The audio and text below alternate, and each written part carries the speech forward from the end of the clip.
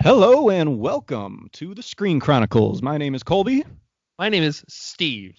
and today we are continuing The Last Kingdom. We're going to finish up the second half of Season 2 today on today's episode. So we're pretty excited about that. This is, at least for me, as far as The Last Kingdom goes, probably one of my favorite kind of mini stories within the big story.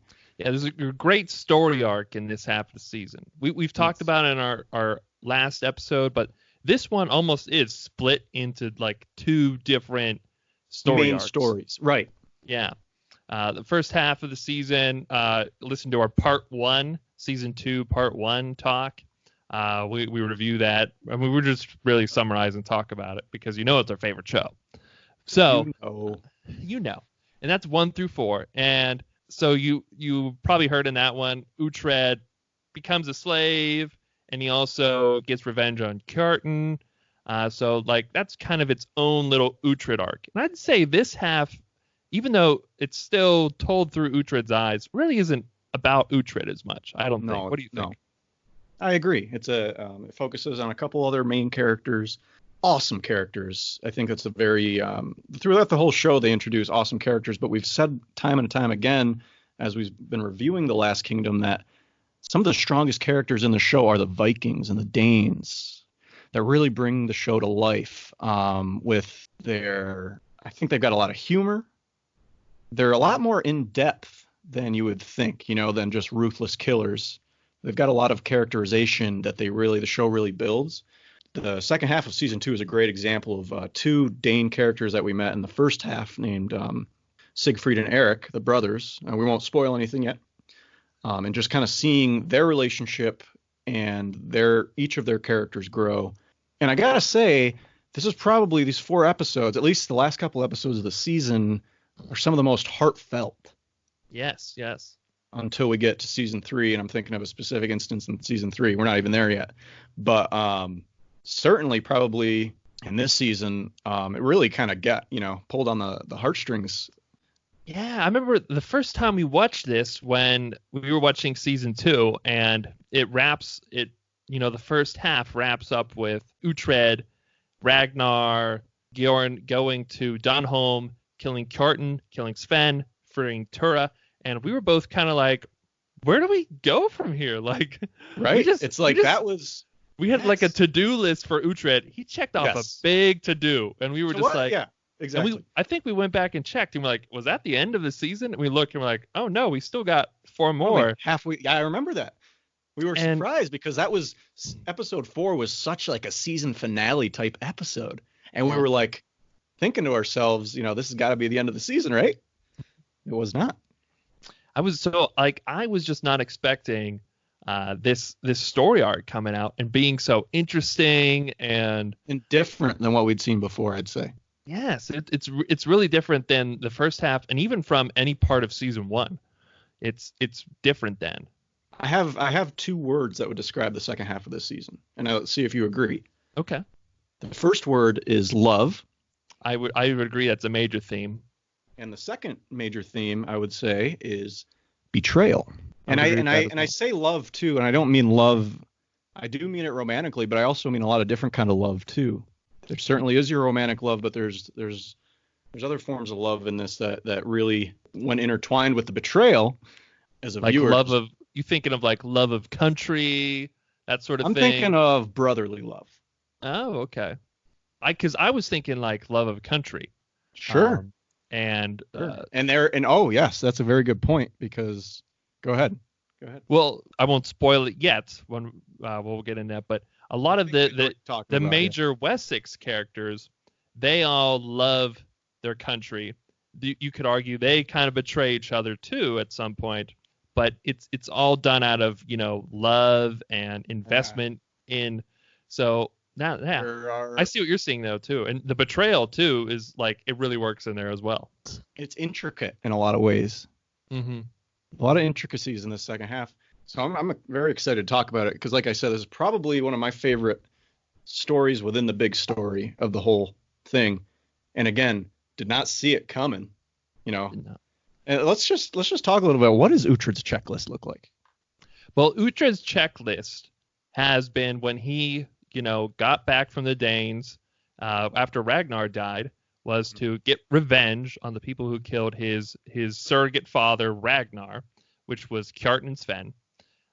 He later found out then that his Dane sister Tura was still alive, so he wanted to free Tura. Also, before he was captured by the Danes, he was the son of an elderman, a Saxon of the town Bebbanburg. Right. And his uncle sort of usurped it after he was, supposedly killed. Even after he was alive, though, he wasn't. After Uhtred was known to be alive, his uncle Aelfric still wasn't giving up the throne, not really the throne, but the seat to Bebbanburg, the lead, the lordship. Right. So he wanted to get revenge on Kjartan, Sven, free Tura. Those three got checked off halfway through.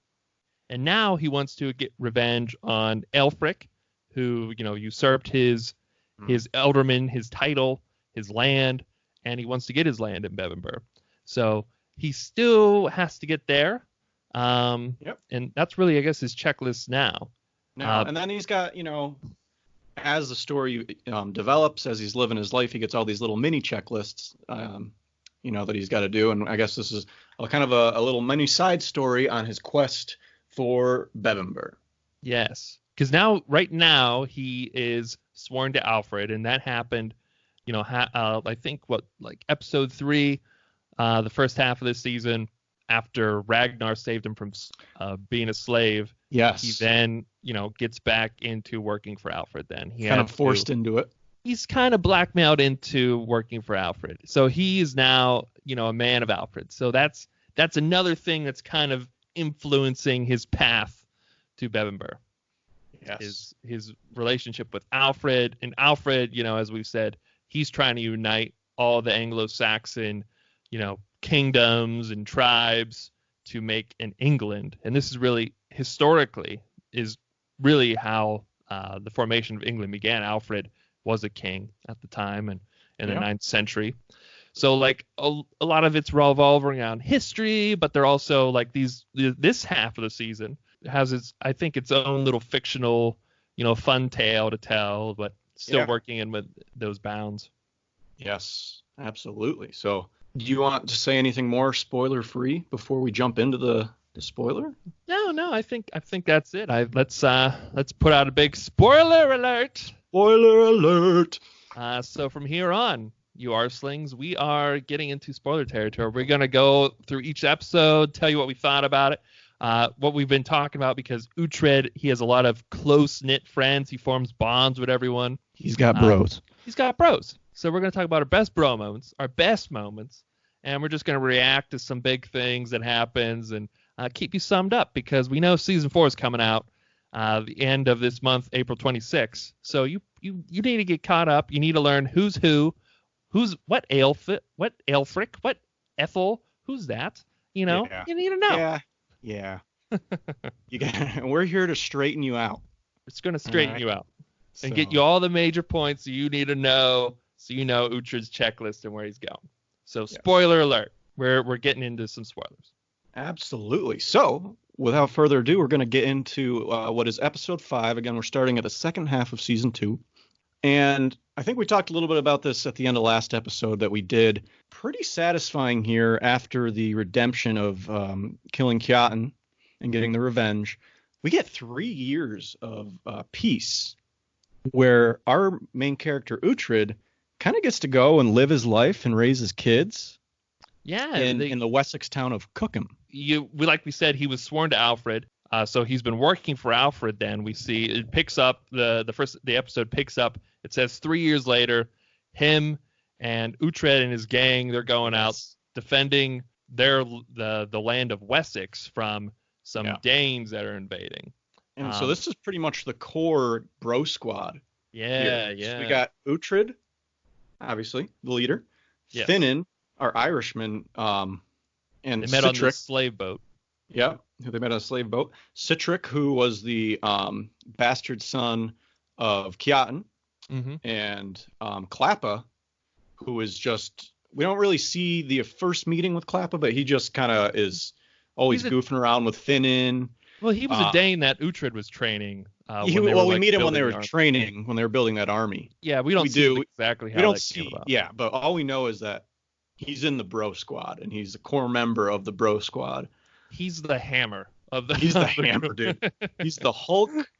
He's a big ass Dane. He's a huge dude. They start out on a boat at nighttime. Yes. And there's like this river. I forget what the river's called, but there's this river sort of dividing the Dane territory from Wessex, Saxon territory.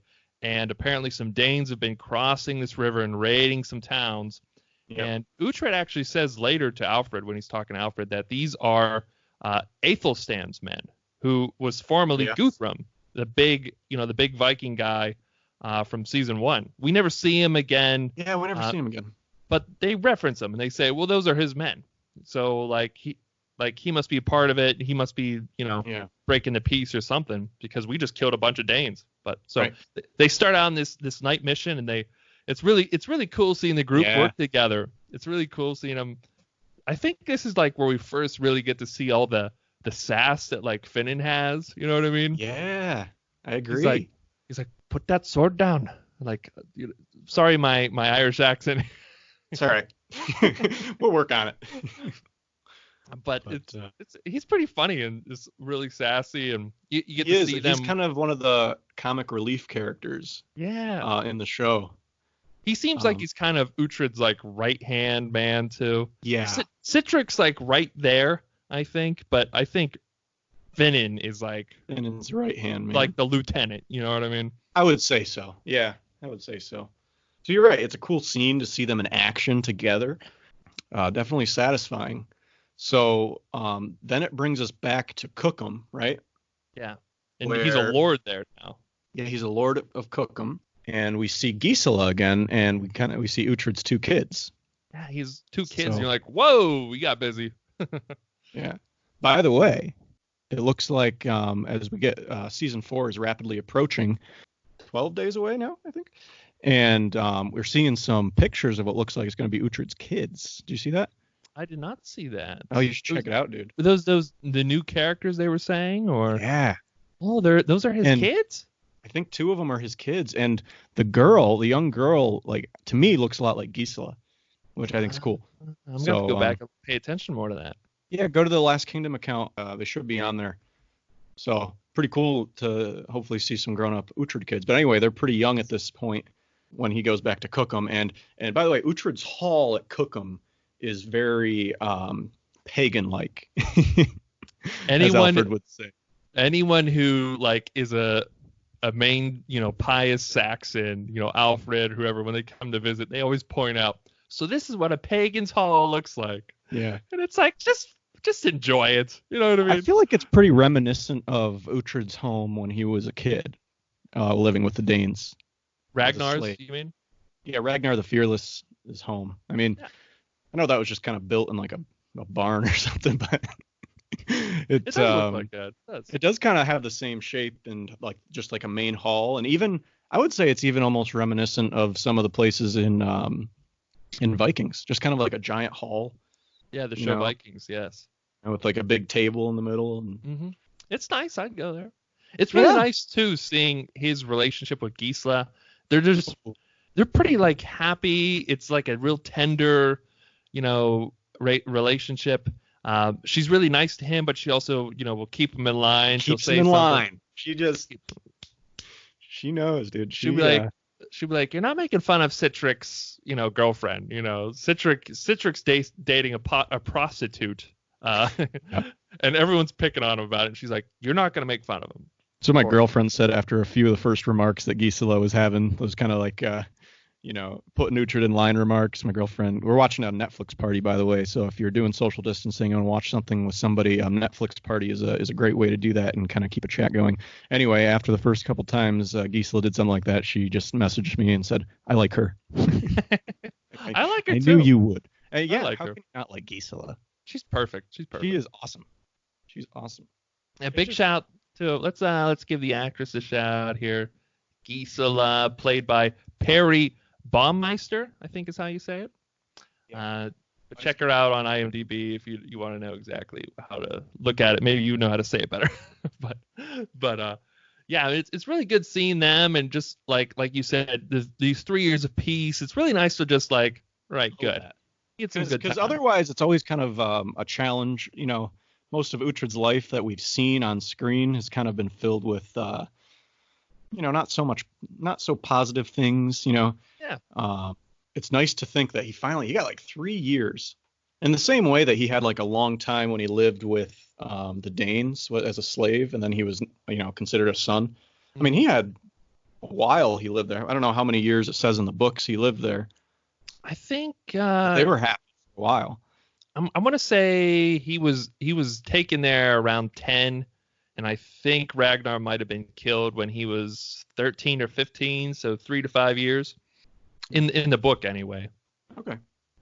So yeah, it's just good. I like the fact that he had 3 years of like happiness, raising kids, killing Danes when he needed to, but otherwise business as usual, for him. Yeah.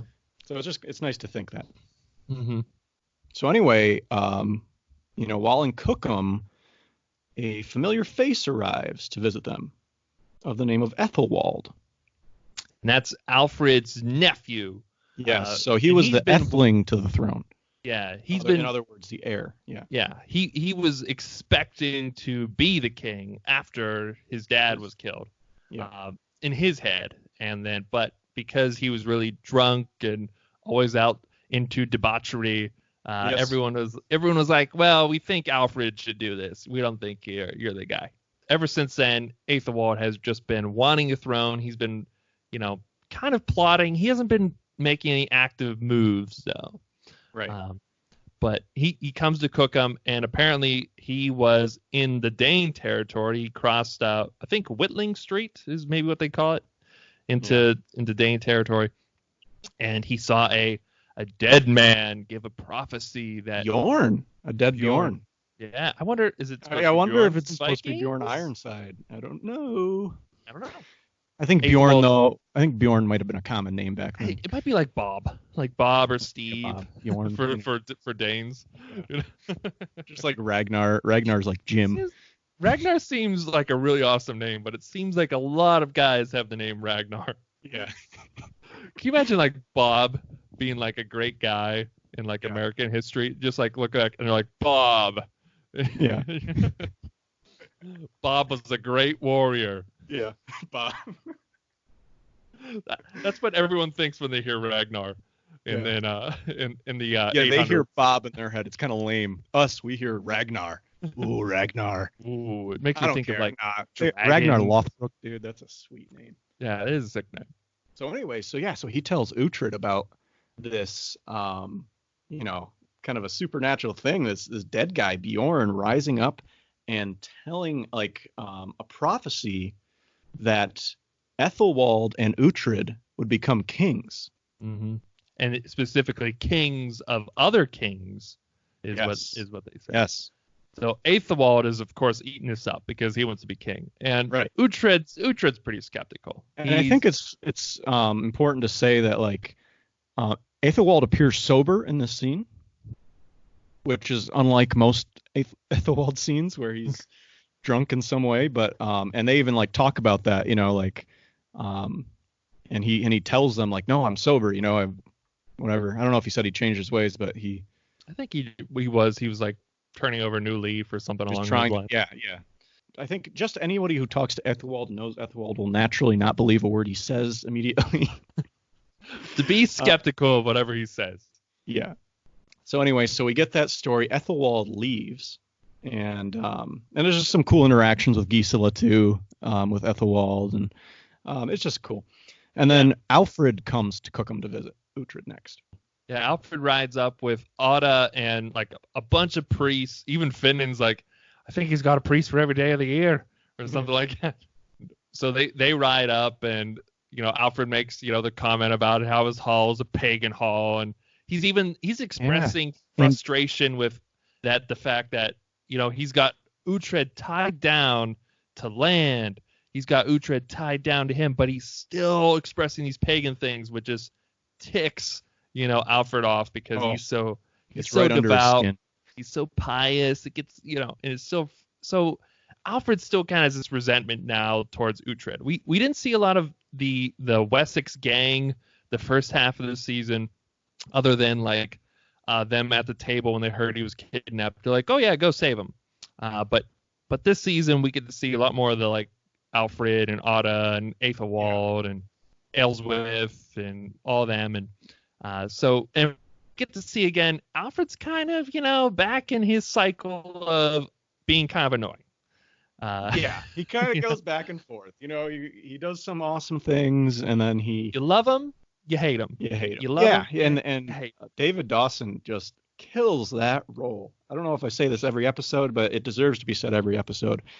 So I think to sway a viewer like that is not an easy thing to do. To be, because there's sometimes you absolutely hate Alfred. Yeah. And then it just turns the opposite way, and you're like, heck yeah, Alfred, heck yeah, at different moments. Yes, exactly. So especially David Dawson, big shout out again. Especially in season 3. I think it's like every other 5 minutes you love and hate Alfred. Oh, season 3 is great. Yes. So I wouldn't say when he's in Cookham, he is being kind of annoying, but overall, I'd say these are some of the better terms him and Uhtred had been on. Yeah. But then he did hear though that his nephew Aethelwald had been there, then he had been seen crossing into Daneland. So he sees Uhtred still a pagan, and he hears this thing about Aethelwald. So again, he's kind of like questioning Uhtred's loyalty, and he frequently does. Yeah, and I think they might have even told him about the prophecy. That I think at first Aethelwald he did said. not. I think he kept it for himself. I think he just said that he came and he was his normal drunken self or something, or saying nonsense. I think. So I don't think he wanted those something at some where point, Alfred was like, "Are you going to march against me? Should I be afraid of you or something?" And Gisela was like, "Whoever you think, it's not that guy is not going to be named Uhtred or something like that." So right. I don't know, but they're still kind of setting the seeds though that Alfred and Uhtred are going to be on the rocks. Here's the thing about that scene for me. What? I mean, I know Alfred's the king, but he sits right in Uhtred's seat. Which, I mean, he is the king, I guess. He's, but still, there's something about that to me that I didn't think about that. You do have like specific spots where you sit at the dinner table, even for us, and we're not Uhtred. You know what I mean? It's like, don't sit in my spot at the table. That's my spot now. So you're sitting in Uhtred's spot. Remember that time, dude, that you sat in a different seat in PT school? Just to shake things up. I never thought I was going to see you again. Steve and I, we're just finishing up PT school. The class part's pretty much over. We just got to take our boards pretty much. We had assigned seats in the classroom just like most classrooms do. And I just remember one day Steve first year. He's like, I'm just going to sit in a different seat. I was noticing that like people were already like very like stuck in their seats now, and like it was weird because the couple days before that, like you had to get there, early every day to make sure someone wasn't taking your seat. But then it seemed like after a few days, everyone was locked in, no one was trying that anymore, right. And it was so in my head it's just kind of weird, like when do people get that?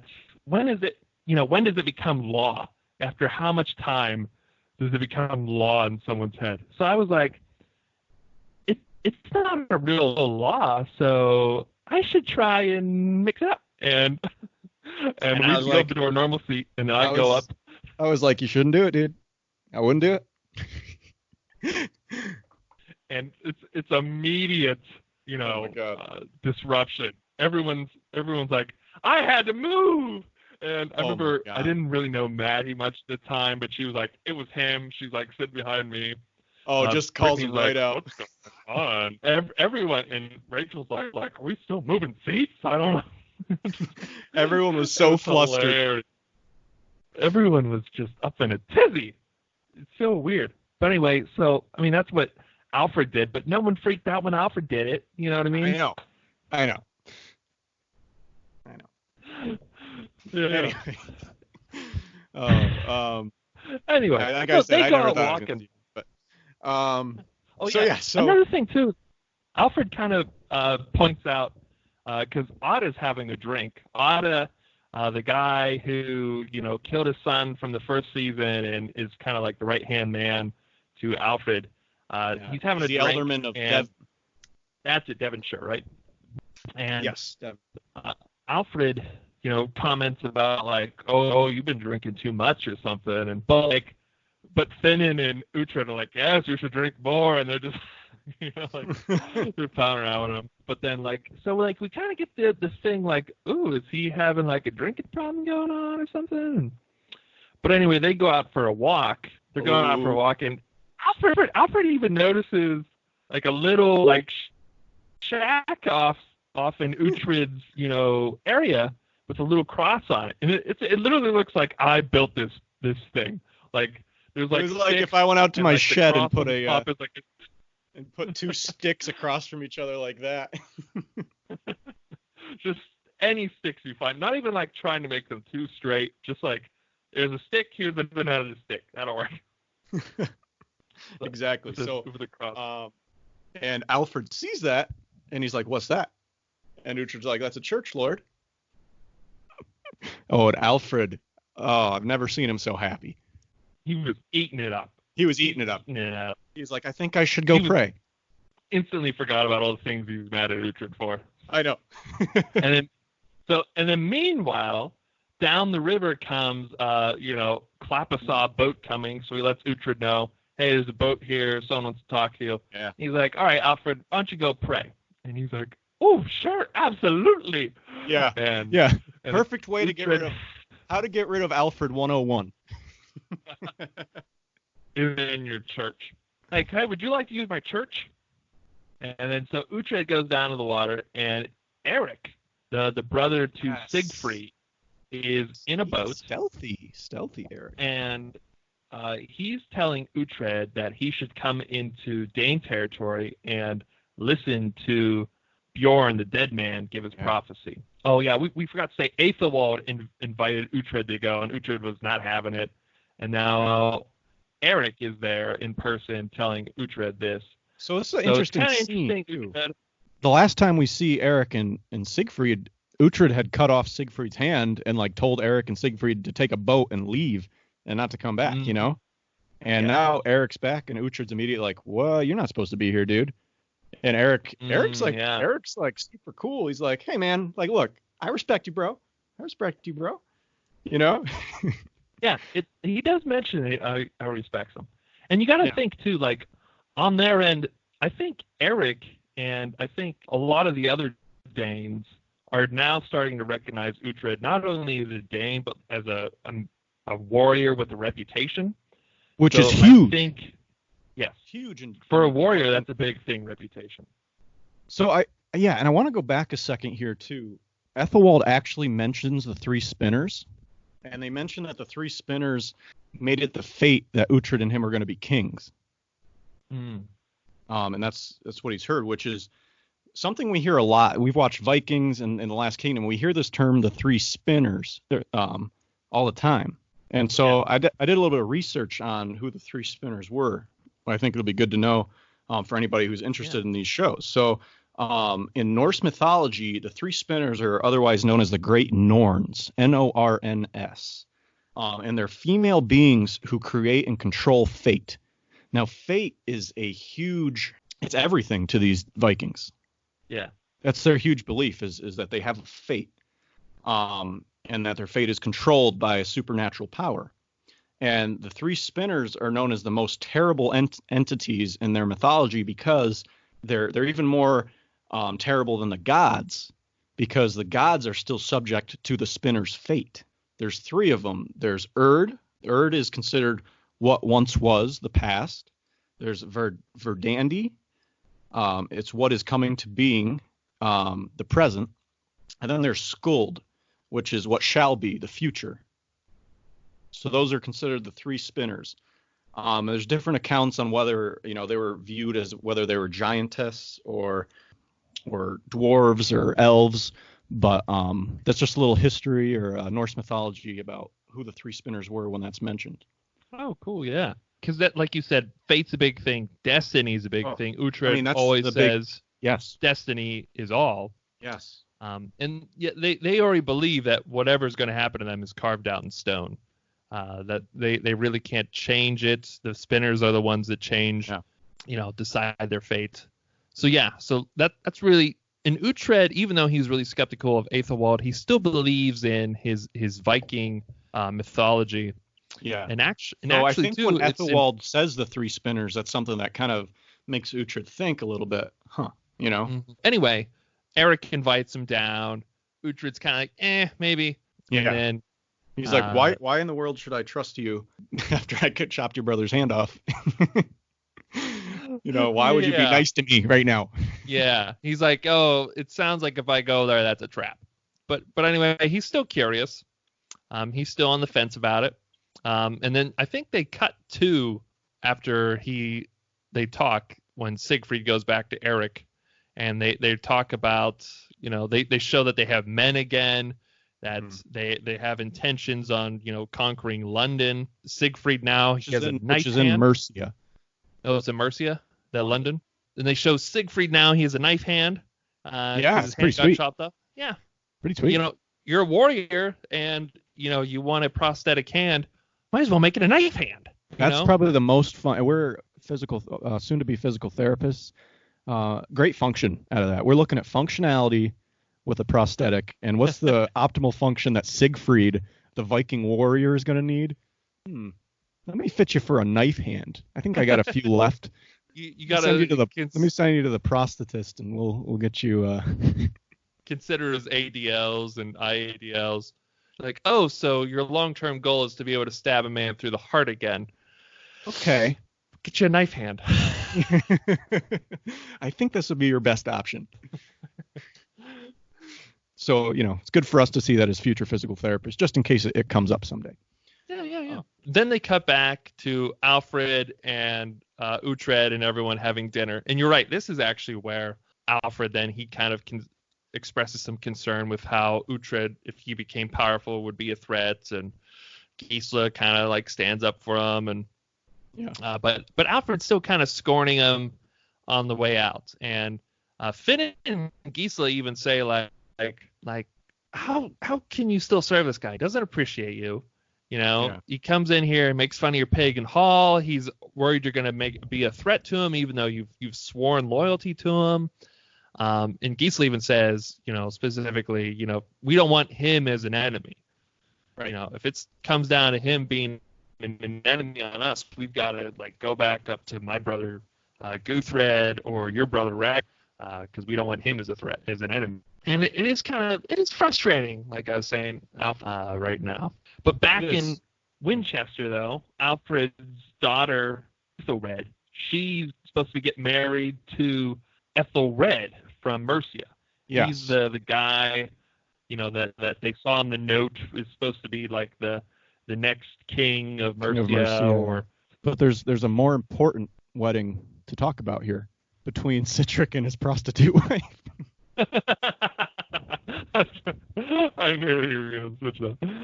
Yeah, Citric keeps asking, "Can I marry my prostitute wife?" And everyone just keeps ragging on him. He doesn't say she's a prostitute. Everybody else does. No. She's a whore, Citric.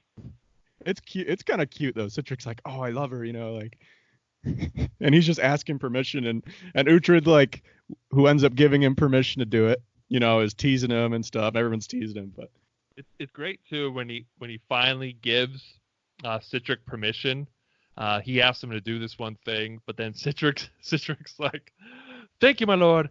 Our first son will be named Uhtred," and Uhtred's like, "No, it will not." Yes. And he's like, "No, it will not." He's like, "No, I will not." It was funny. Yeah, it was a good moment. That's probably honestly one of my favorite moments from this episode, just because it's like a real funny thing that they're building up, and part of the bro thing. But anyway, then. But you're right. So the Ethelfled and Ethelred are being arranged to be married. Mm-hmm. And I think they walk in, and Ethelfled's Alfred's daughter, and it gets confusing here with the names. Ethelfled is Alfred's daughter. Ethelred is the soon-to-be king of Mercia. Okay? Yes. And we meet Father Purelig too, who becomes an interesting character. Yeah. And when Uhtred meets Bjaka in Winchester there, Bjaka introduced him to Father Purelig, and he briefly mentions how he used to be a warrior, which you don't is really, always you kind of cool. miss it when you first watch it, but And you remember later. But you miss Yeah. it at first. You're like, warrior, whatever. Note for later. So Note for Father later. Purelig, and then also Bjaka is gonna get married. And Well, so first, Bjaka needs to have a heart-to-heart with Uhtred. And Bjaka goes to Uhtred, and he says stuff like, I can't think of anything else. I can't do my work. I can hardly function. And she has to leave. She has to leave. I'm just like, Bjaka, man. Bro, we've been there, man. We know. That's like his first, like, person he's fallen in love with, you know? Mm-hmm. And it's like he's blinded by it. And it's to me, that's my bro moment in this episode, is when Bjaka just confides he can't control his feelings for Tira. Yeah. And Uhtred's like, just marry her. Yeah. And then, so he does. So he does. And another important wedding. Yeah, that's an important wedding. A lot of weddings. And it's nice too. You know, when he asks her, he's like, marry me. And then she's just kind of like shocked, Tura. And he's like, I mean, if you want to, you don't have to. And I don't know, I'm sorry, I'm dumb. And then, I don't know, she like takes him to the house. So I don't know if they shag or not, but it's pretty apparent, yes.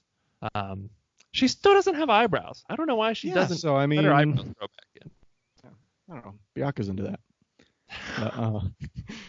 It's interesting though to talk a second about Bjaka's growth as a character. We first meet Bjaka. He is 100% like pious priest.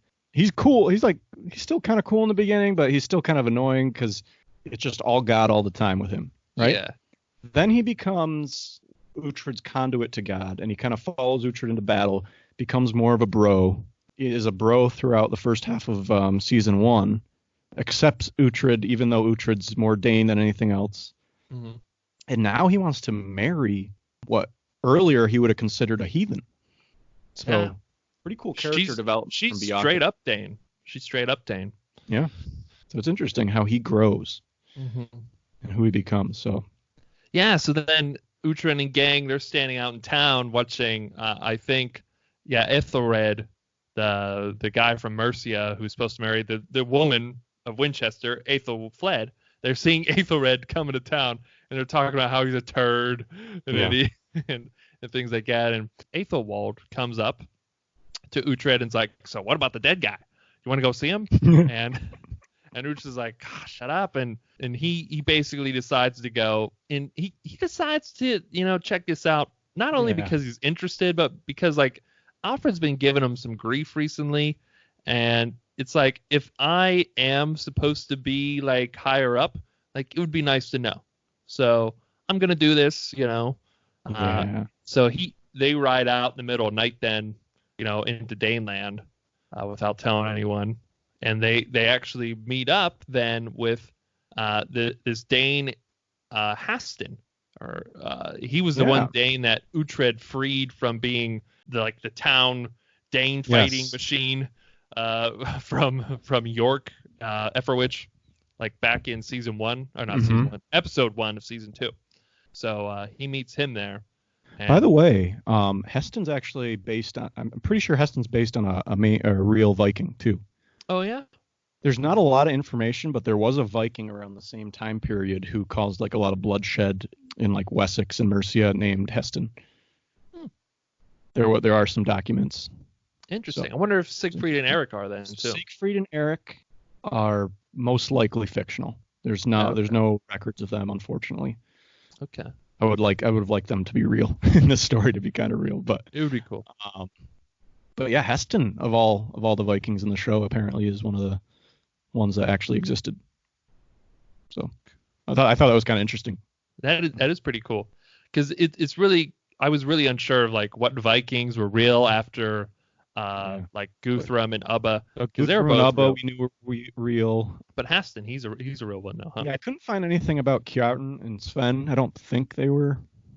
Nah, it doesn't sound like. I don't think it.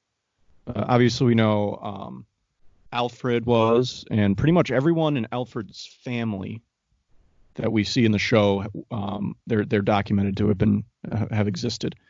His wife and kids and other family members. Yeah. I just thought it was interesting. Heston of all of the Viking characters is one. There's actually been one to have existed. Oh, one of my favorite moments too from this episode is like when they're all standing up on the hill looking down on the Dane like huts that they're going to meet Heston at, and it's like Uhtred's like in the center, and he's got like Finn and Citric and Clappa all next to him, and it's a really cool shot. They kind of like pan out from them standing on the hill, and just like showing you the bro squad up there, you know. It's really cool. It is. Yeah. It's just that shot I really like seeing that. Oh, I think there's a huge shout out should go out to the filmography of Last Kingdom. Yeah. I think we've said it before, but wonderful filmography, wonderful cinematography throughout the whole show. Makes it all feel real and really puts you there. Yes, exactly. So very cool. So what are they doing there, Steve? So they're talking to Heston, and then they noticed too when they were standing up on the hill that they have a lot of ships and a lot of men. And then they hear from Heston that I think they might have heard from Heston that the brothers are, trying to make some moves, that they are trying to get some more men. Aethelwald, who's with Uhtred and gang, he says to them, this peace isn't going to last if they're getting all these men. And Uhtred knows that too, but without even having to hear that. So this peace, he knows is about to end. But anyway, they tell him about the dead man, Bjorn, and they're all saying how true it is. They're all speaking, reaffirming that he's real. Yeah. And then a Skald, which is a Viking storyteller, kind of like a wizard person to them, really, though, passes on stories to the people and sort of reads meanings from things and things like that. He comes up to them and he tells them, like, ooh, you need to go see Bjorn. Spooky. That's exactly it. So then they go out at night, and it's really spooky. And, it is. But Uhtred tells Citric, hey, hang back, don't come with us. I want you to hide in the woods wherever we go and see what happens after we leave, because this all sounds really shady to me. But anyway, though, Uhtred, Clappa, Finan, Aethelwald, they all go with the Danes. They all go out to this grave. They also noticed there was like a thief in the hall where they were sitting during the day. Yeah. They brought this thief with them, and they have to make a human sacrifice. So they stuff a note in his mouth, and they kill him because they're like, well, if that's the only way the message is going to get to the world of the dead, Obviously. Duh. And it's really interesting, too, how, like, we all kind of, watching this, we're like, ooh, don't kill a guy who's, he's... But then, like, they say he's a thief. And even Finan's like, a thief 2 times over, he's got to die. Like, that was, like, the mindset, I mean, we don't know what it was really like that back then, but you got to... Doesn't he, like, beg for his life? Oh, he's begging. He's spitting the note out. They're like cramming it in, and they just like, eat the note already. Oh man. And the Skald's like, make him eat the note, kill him, and so they just slit his throat, and like then like the blood spills on the ground, and all of a sudden this grave, this guy comes out, and he's all spooky, and he's like bent over. Yeah. And he's like, Uhtred. Spooky, Uhtred, spooky, you'll be king. Oh, spooky. And it is spooky, man. It is a spooky scene. It's a creepy scene. This guy's like, like you said, he's like hunched over. I remember my girlfriend messaged me on the Netflix party and was like, this scene is awesome or something like that. Like, she thought it was awesome. She's like, wow, that was so cool. And it's like the first time we think we're seeing something supernatural in the show. Yeah. And everyone's reacting to it, too. They're like, ooh, this might be like a real deal here going on. Yeah. And then he comes out and he says, Uhtred will be king of kings. And, saying all these things that, Uhtred wants to hear. Basically saying, though, that, Uhtred has to break his alliance with Alfred, though, to do these things.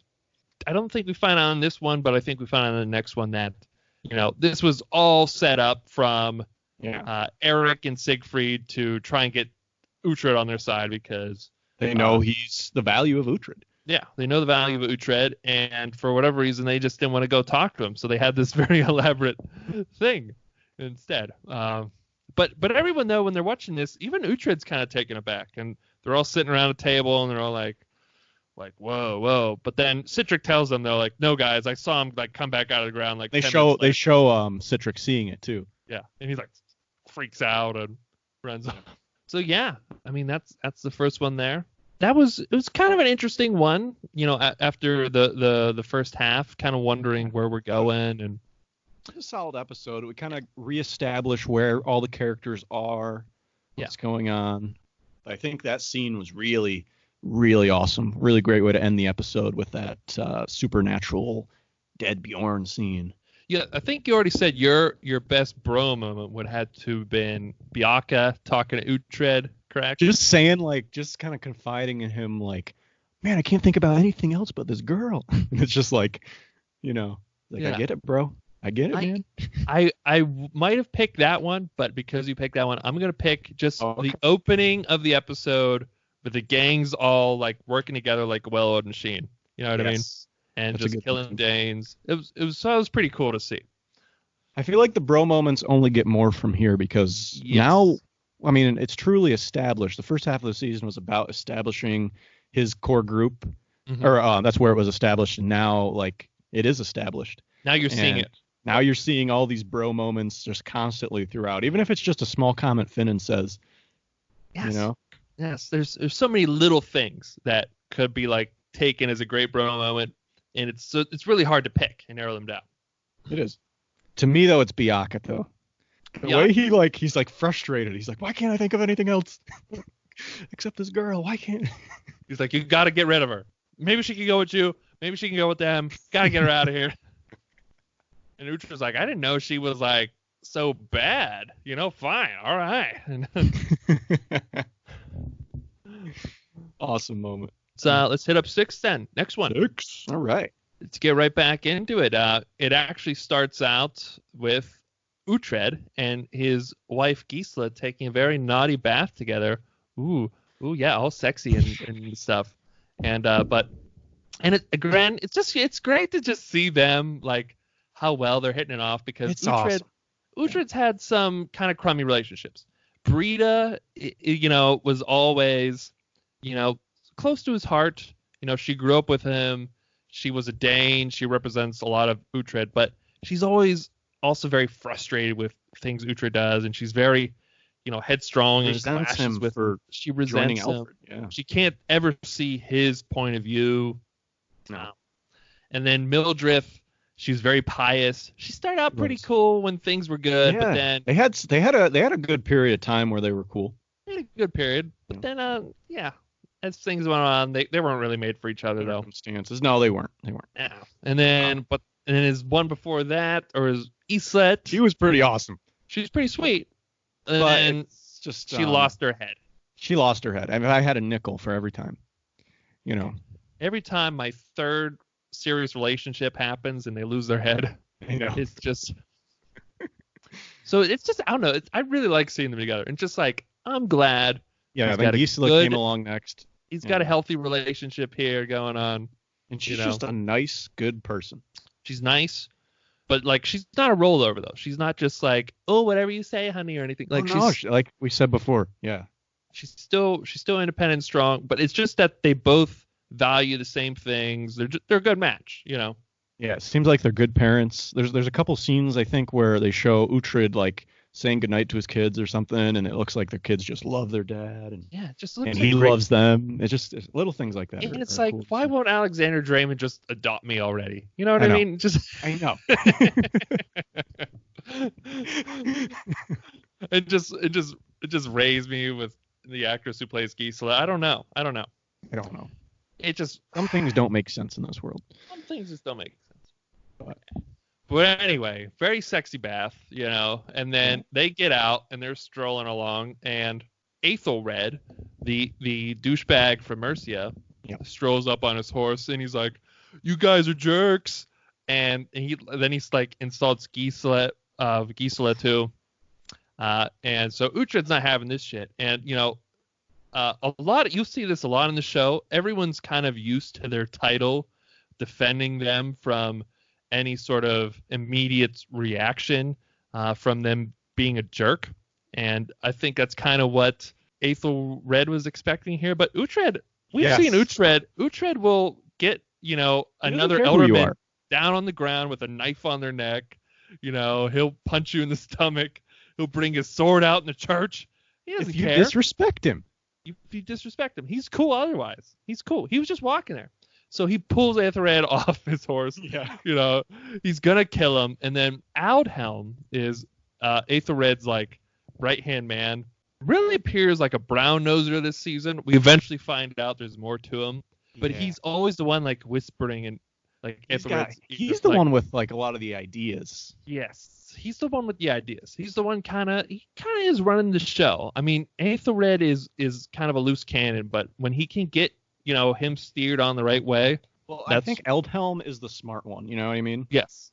Ethelred is just full of pride. Mm-hmm. And anger and whatever else, but Aldhelm is the one who, and Aldhelm, some of the decisions he makes or he tries to tell is not going to be what we like as a viewer, but we can recognize that Aldhelm is out of the two of them, kind of the smart one. Yeah. He's really for Mercia, especially we find that out more in season 3. But Aldhelm, you mean? Yeah, Aldhelm. Yeah. He's really invested in it. And but you can still see, I think even throughout this episode, he's really, for Mercia. Yeah. But anyway, yeah. But he's the one though that, says maybe this is what's going on. Maybe we should all calm down and not kill each other or something. And then Aethelflaed also marries Aethelred after this. So we've got the turd.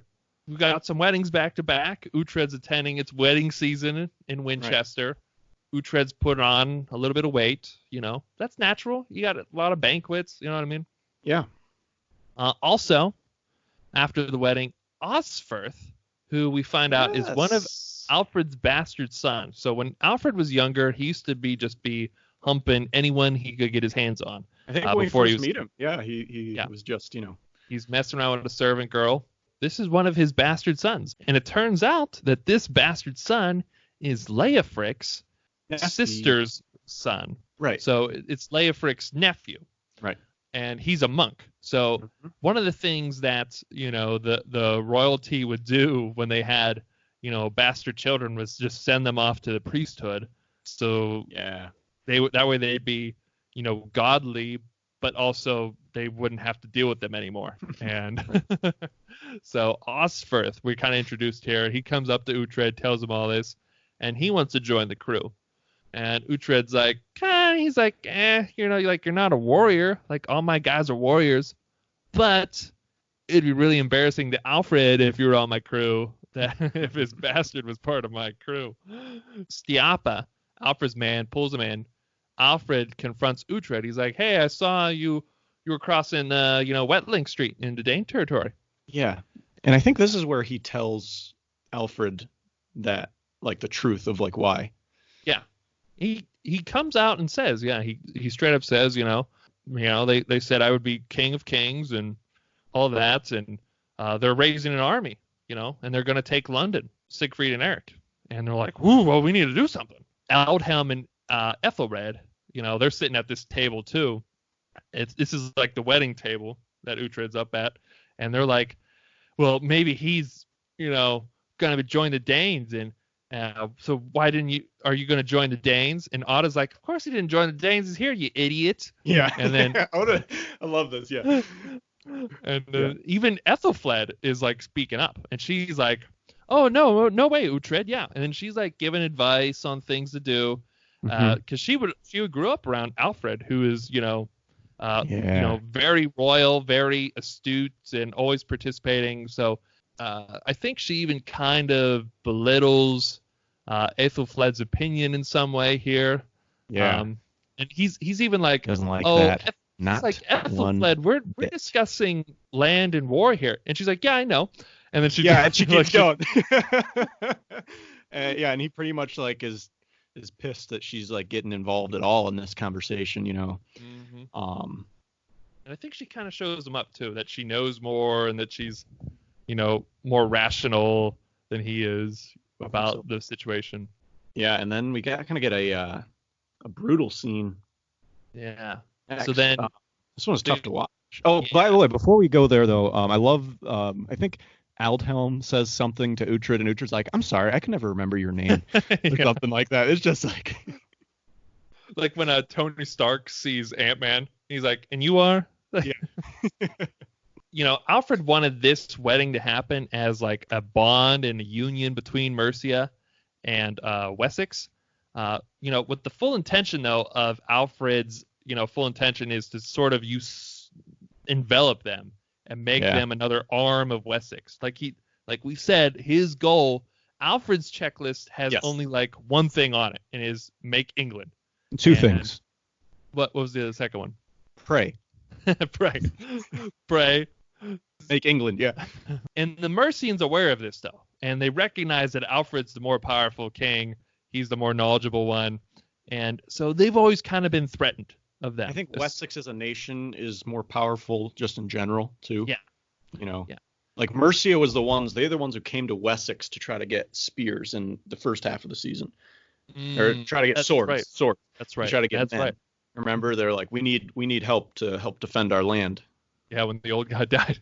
So that's another thing on Ethelred's mind is like he feels like he's kind of below Alfred as a king, even though he's going to be king, or he is king at this point. And then also Uhtred's showing him up.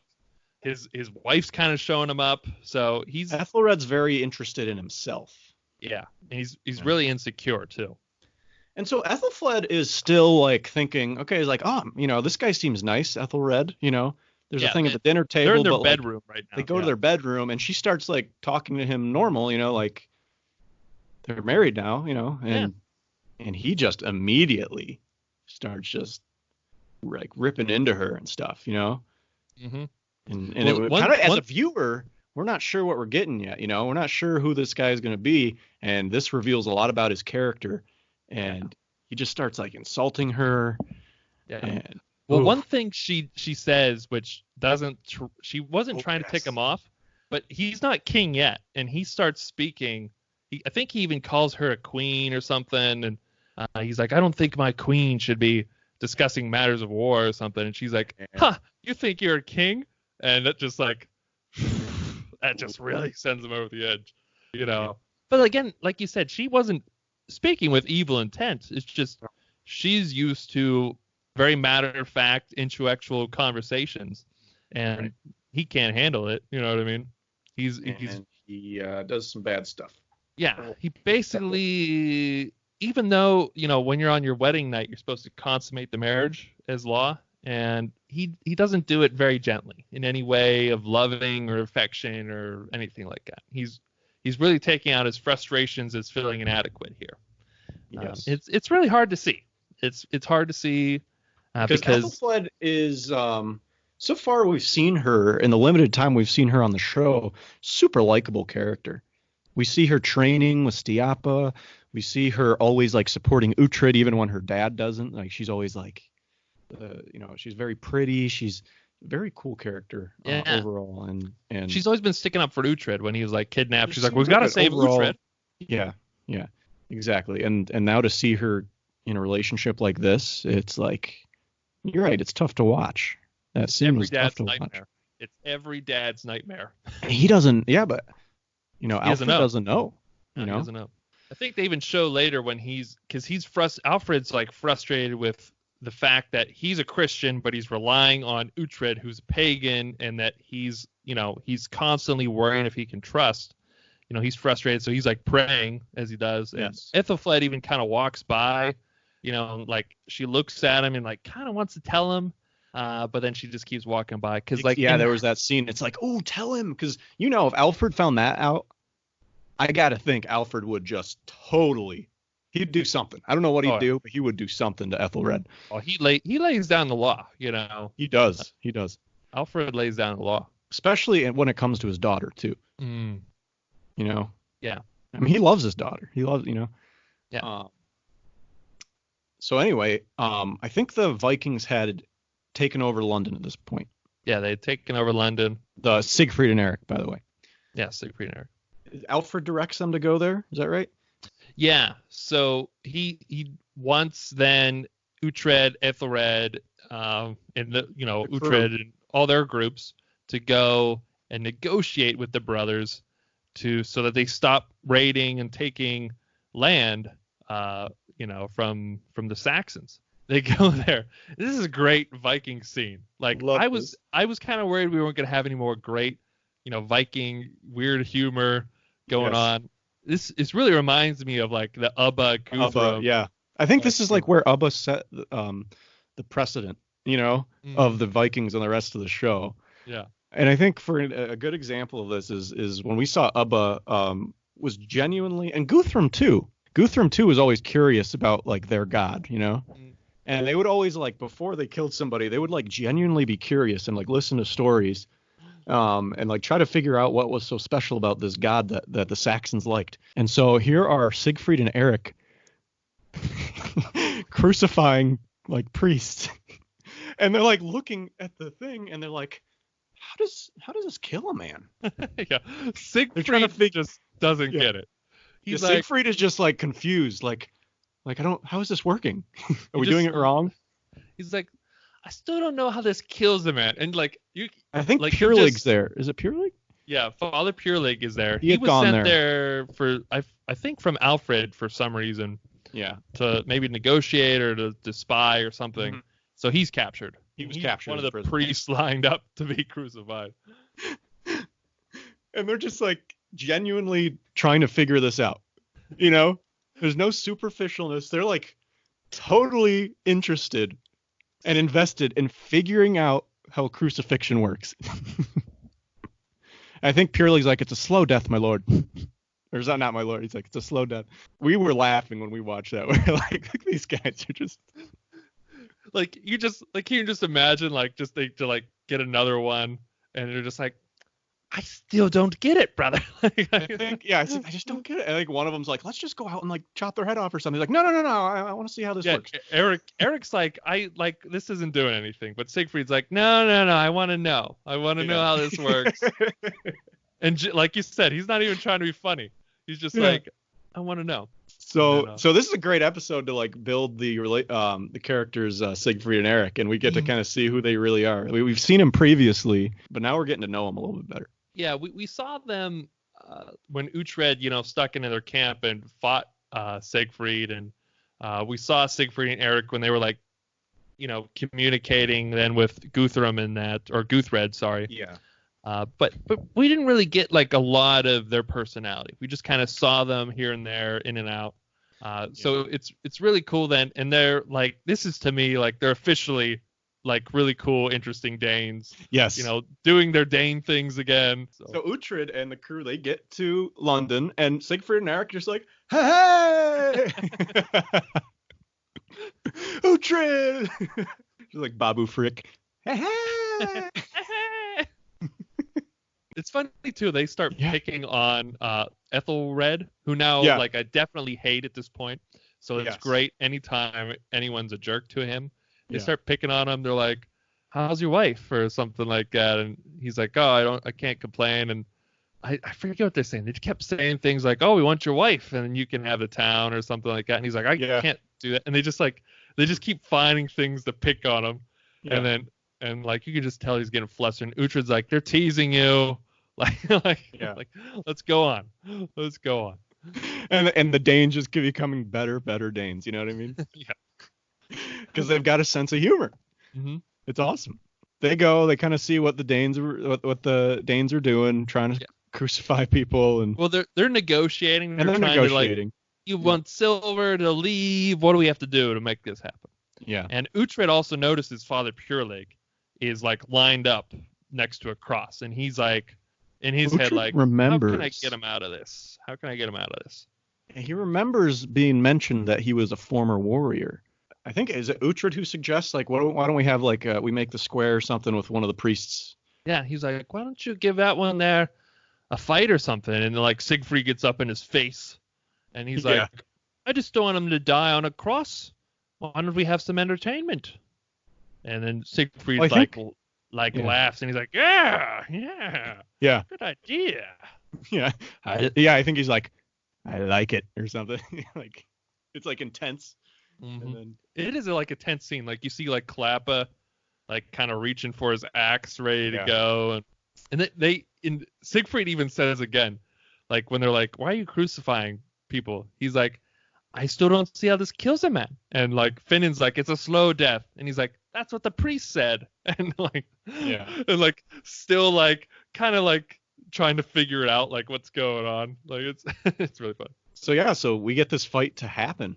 Yeah, they make like a square in the courtyard of London there. Yeah, and the Danes pick this like huge dude. He's like really trim, in shape guy. Got some tattoos. Looks really athletic. And then Father Purelig, who is wearing like monk clothes, and Purelig is getting his butt kicked the first part of this fight. Mm-hmm. And you're like, oh man, he's gonna die. But then he just like comes out with like a bunch of combos though, and just like shield, sword, and like everyone's like, what? And like he like has the throat to his neck. Yeah. The guy's neck, and he doesn't kill him though. And he's like, you said I could leave if I won. Siegfried's like instantly pissed that, you know, his guy lost and that this guy's going to get away because he still hasn't figured out how the cross works, you know. Now he's lost a test subject, and you need participants to make a study. To make a good, with good evidence, you know, you got to have a good amount of participants. So this is just going to ruin solid evidence, and so this is going to mess up his research. You know how hard it is to get priests who volunteer to be crucified? It is. It's impossible. It's literally impossible to get them to volunteer. Yeah, so I wonder what Siegfried's IRB report was like, and how he had to write to convince them to let him do this. So we're planning on doing test subjects, and they write back like, yeah, but what's going to be your dependent variable? I wonder how you got to make that a little man. bit more clear. Yeah, I want to find out what kills a man. How does it kill a man? Oh, okay. Well, just change the wording in this section, and you're gonna have to have consent form signed. So anyway, he wins the fight, and Siegfried comes running up, and he uses his knife hand to finish off the guy, and then he like gets up in Father Purlig's face, and then like all of a sudden though he kind of changes, and he's like, "You should join us." And Father Purlig's like, "No, I maybe when I was younger, but you know, not now. Like I want to go with Uhtred." And then he like walks away and like sort of like staggers himself like he was like on a cross with the sword in his hand, and just drops the sword drop. like a mic drop. Yeah, sword drop. Sword drop. He sword drops. It's a really badass scene from him. Yeah, and all of a sudden, Father Purelig is now an awesome character. Awesome character now. We have like two awesome priests now on the show. Before the priests were all annoying. Now we have two. Yeah. Two interesting ones. So anyway, they go though. They didn't really make any agreement though, because they're like, well, we just got here. We want to stay here. The plan then, going back to Alfred, is to invade London then and get rid of the Danes that way.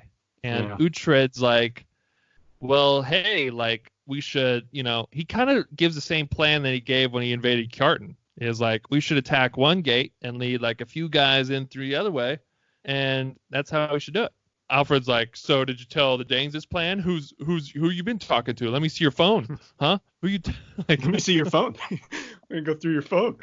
You're gonna text him this afternoon? Let me see your scrolls and your letters. Huh? Let me see your scrolls. Let me see your scrolls. He's still not trusting Uhtred after he, you know, and he even Alfred does kind of make a good point, because Uhtred didn't come to Alfred after he first found out that they were invading London. He didn't come right to Alfred. He only told Alfred this after Alfred brought him to him. You know what I mean? Yeah. So like I can kind of see Alfred's point of view. Like I love Uhtred. Uhtred's my boy, but I can kind of see Alfred when his concern is making this England, how Uhtred is like, are you going to be with me or against me here? You know, like I can usually always see like Alfred's thinking and like why Alfred's so smart, dude. Mm-hmm. You know, bastard thinks, man. So he hears Uhtred's plan, and he's like, no, I don't like your plan. let's go with let's have you leave the room, and Ethelred and I will make a plan. And it's just like in your head, you're like, Ethelred is a turd. like he's not going to. Uhtred goes back to Cookham. He's on the bench. Ethelred, it goes back to Mercia. Like we said, Aldhelm's making a speech to their men. Their plan is to attack London. And then Ethelred is sitting there at the table, and Ethelfled is there, and she is not looking great. She's looking pretty pale. She's looking pretty like on edge and angsty. This is really, contrast to how confident and, vibrant she was looking before. Yeah. And he like comes up to her and he's like telling her to eat because she's not really eating. Somewhere along the lines, he like jumps to the conclusion like, did you sleep with Uhtred? How many people have you slept with before me? And like he's just like freaking out. Yep. And she's like, what do you say? Like, you can't be talking to me like this. And then he like slams her head into the table and he's like, we need a priest. So they decide to go to Cookham because that's where Beocca is. And he's like, I need you to make sure with her that there was no one else. And Beocca's kind of like, what's going on here? Yeah, Beocca doesn't want to do it. Yeah. And then I think Ethelred says something to him to like make him do it.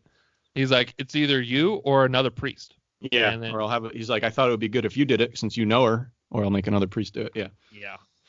So, and I would prefer Beocca. Because he's a cool priest. Yeah, he's a cool priest. So that's why he steps up. And then Ethelred goes into the hall then, and he's being a real jerk around, and he's like telling Uhtred, like, I'm going to be in control of your men during the battle, and we came up with a plan. It's actually kind of similar to yours, but it's not yours because you weren't there. Yeah. And him and Finan are like just playing around with the weapons, as they're hearing this. And Torta kind of like picks up on the vibe. You see her there looking like, like she's looking at him like she picks up that this guy is an abusive jerk. Yeah. And because, she had that history with Sven in his camp and everything. So like she's picking up on this. And so like later at night, Hild. Oh, by the way, we haven't touched on Hild. Talked about Hild, from episode 1. Yeah, we forgot to mention her. So she has like kind of laid down her sword. Yeah, and she's gone back to the cross. Yeah, and she wants to start a nunnery up in Cookham. Actually, she asked Uhtred, and Uhtred was like, "Well, you're kind of like my bae, so." So she's in Uhtred's little makeshift church too, with Beocca, and they decide that there's this way to determine if Ethelfled is actually a virgin, and is to drink a glass of mud, essentially, because science. And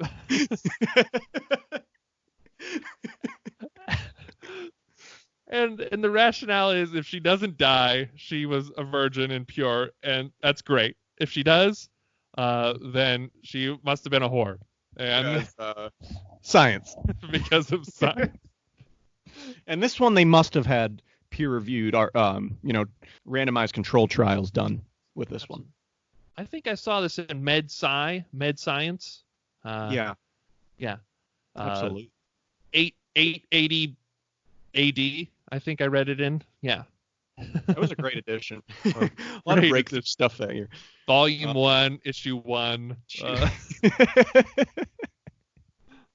But anyway. But Beocca's about to give her the glass of mud, and he sees Tura, and he sees Tura like giving him like come on, this isn't right. And then Ethelfled's actually about right. Yeah, he knows it's not right, but he's also very priesty. He likes being a priest, very priest, God and all that. And Ethelfled's actually about to drink this, and then he smacks it away, and he's like, "Nope, we don't need it. Nope." And I'm even kind of annoyed that Hild wasn't doing something. You know what I mean? Because that is one thing with her is her faith has always kind of blinded her from some things that kind of, seem obvious. Like when Uhtred killed Abbot Edred, she was like, "Oh no, Abbot Edred! Oh no! No, the guy who sold you into slavery." Why would you do that? He was only hitting a woman and making her get married to a proxy. Oh, man. But yeah, so Bianca does the right thing. And then I think they talk a little bit about like does he hit you and stuff like. And they're like, well, we should tell someone. She's like, no. Like, I don't want my father to worry about this. Like, we're doing this for his vision of England. We're forming this alliance. Like, I need to stick with it. And like, you're just like, man, she's still got that like idea from him. Like, that's on her checklist too. Yep. The next day, Ethelred, he takes charge of Uhtred's guys, and they lead the invasion on London. And they go there. They got a pretty good strategy going in. Yeah, but he's still not very forthcoming with the details with Uhtred. He's like, you will attack one gate, and I will attack the other afterwards. And Uhtred's like, how will you know? You know, are we going to have a signal or what? And he's like, I'll just know. Yeah. And Here's the other thing, though. Before they went into battle, like when they went to get camp, he decided that Ethelfled should come to the camp with them. Yeah. He didn't have to do that, you know? No, and he should have done it. He should not have done it. He should have left her like in the safety of his castle or whatever, you know? Yeah, he should have left her back at Mercia, Cookham, anywhere but bring her to the battle. But yeah, bring her, even though it's at the camp. Yeah. Still like close to the battle. Mm-hmm. And so they're there and they're going through the streets and, nothing. Quiet. Nobody's around. And they come. I think there's a point where like they see the other group. Mm-hmm. They come into that like courtyard where they come to the courtyard. Purelig was fighting. Yeah. And there's just nobody there. And they're like head on head. And they're like, hey, is that the other group? And they're like, Uhtred, is that you? And they're like, yeah. And then I think the signal goes up. Yeah, so there's this tower, and we see this one guy, he's like, sees them, and he's like, and like, guys that like lighting signals, man. They like lighting signals. God. This guy, he's been watching and waiting to light this signal. Yeah.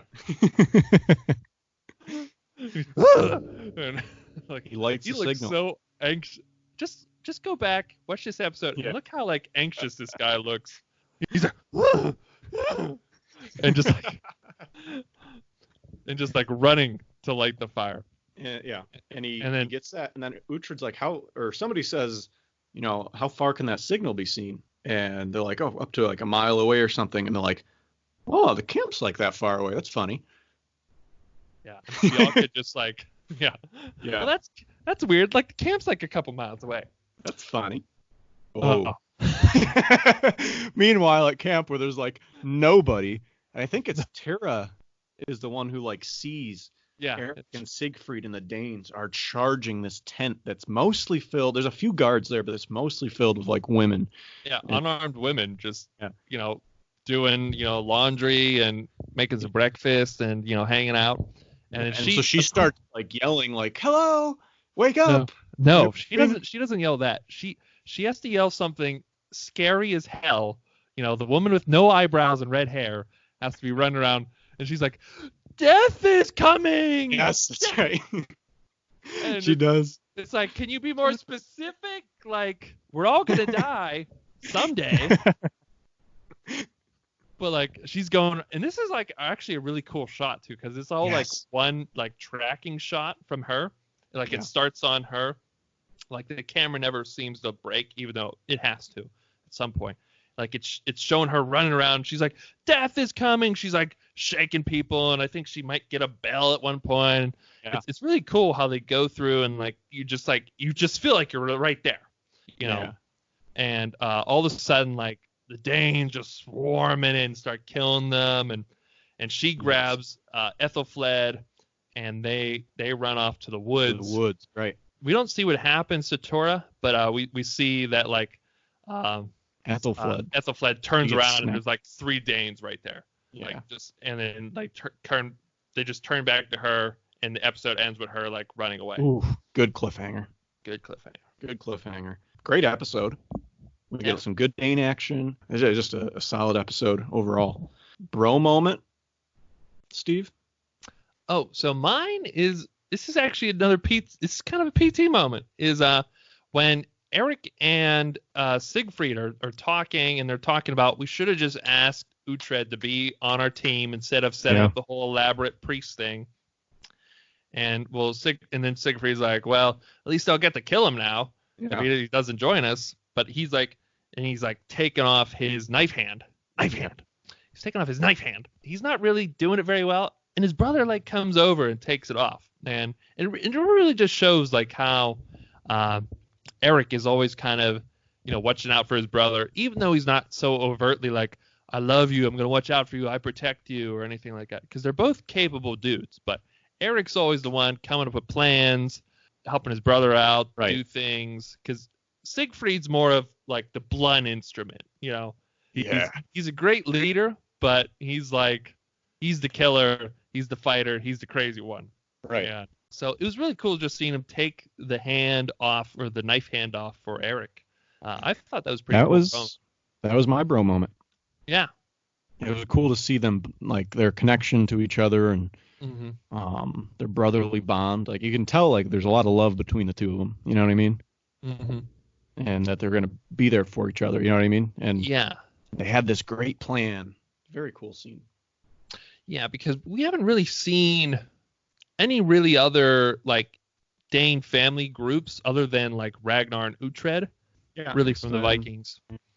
Yeah. Well, Sven and Kjartan, but, like, even they didn't really have, like, a camaraderie sort of relationship. Well, I don't think Kjartan really liked his son, so. No. Absolutely. What's your best just moment from the episode? What's your best moment? Just the whole Viking, like trying out on priests in London scene, and Uhtred showing up, and just seeing Siegfried. Pretty much Siegfried kind of steals the show there, but him and Eric just kind of that's probably my favorite scene, most memorable scene from this one. I would agree with that as well. Yeah. So great. I think this would be a good time for a history check about in this episode. Okay. And a little bit about Ethelfled and Ethelred. And the real history behind these characters. As we said before, Ethelred was actually the daughter of Alfred. And Ethelred was also a real person, according to the documents that come from that time period in the writing. And they were married.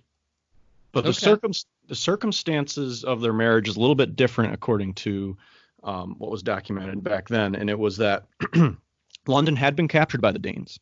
Ethelred actually sought Alfred's help for support to take back London, which Alfred agreed to, and they succeeded in doing that. At which time, Ethelred actually submitted that Mercia pretty much to Wessex, admitting that Wessex was the greater power at the time. Okay? And Alfred, after that, sought to kind of seal that bond and seal that submission by marrying Ethelfled to Ethelred. So it was after they possibly. Took back London. I mean, I don't think anybody knows if these documents are 100% correct, but that's kind of like all we have to know about the time period, right? Yeah, it was pretty limited history back then. Right. So what's interesting is there is some evidence in the writings that the marriage was unhappy. Oh. Too, which I thought was pretty interesting. And so, so there is I think there's a lot of truth. There is some truth behind the fact that the Danes did take London. Ethelred and Ethelfled did get married, sort of revolving around, Mercia needing more and Alfred wanting Mercia to, submit to Wessex and with the relationship not being a great one, Cool. That is pretty interesting. Yeah. That's pretty cool. I don't know how much this season is based on the books. I know, but Bernard Cornwall, he writes the books that the Saxon Tales that the Last Kingdom is based on. So that's pretty cool on him if he was the one that sort of saw these historical events and put his own sort of interpretation in. But also, I think one of the main writers for this show, I think his name's Stephen Butcher, too. Mm-hmm. That's pretty cool on him for being able to like weave that in, and because I know the show adds a lot of different perspectives, because in the book it's a first person from just Uhtred. Right. So it's really cool. You get all these other perspectives and dynamics from everyone else, and so it's really good on everyone. That's some interesting stuff here. Yeah, cool. I like hearing the real history. I'll also just mention the real history from earlier in the season. the one big thing I could find, and it's not a lot of information, but was that Guthred was a real king. And he was like a Dane converted to a Christian, but they don't know if he was actually a slave. There's some rumors that he was a slave, but they don't know for sure if he was actually a slave before he was a king. So I just thought that was interesting that was a real character. There's not a lot of information about him, but there was a king named Guthred around that time period who was considered to be Dane and converted to Christian. It ends on a cliffhanger. But yes. you can pretty much guess that she's captured by Danes or something happens to her with the Danes. Yes. And that's pretty much where we don't know exactly, but we pick off episode 7, because they realized no one was at London. They successfully took London then, technically. But then they ride back to the camp, and this is actually like a really like hard scene because you don't see what happens to Tura. At the end of the episode, and like Bianca's just like, and he's like Tura, desperately, like desperate yelling, and you're just like, oh, please don't, and he did art, man, the guy who plays Bianca. Yeah, shout out to him, great job. I mean, like you said, everyone kills it though. They do, and they all step up when needed, and this was Bianca's scene to step up. Mm-hmm. And man, does he make you feel? He's like desperate. Where are you? And thank God she runs out of the woods. But then she tells everyone Ethelfled she was captured, and Ethelred, her terrible husband at this point is just like, oh shit, like I have to tell Alfred that this happened. That I made the decision to bring her to the battle, and then she got taken.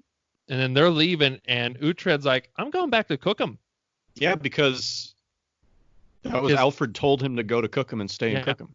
He's like, you go to Cookham, you stay Cookham, you stop going everywhere, seeing your Dane friends. I don't want you sending any more scrolls out to anybody, except me.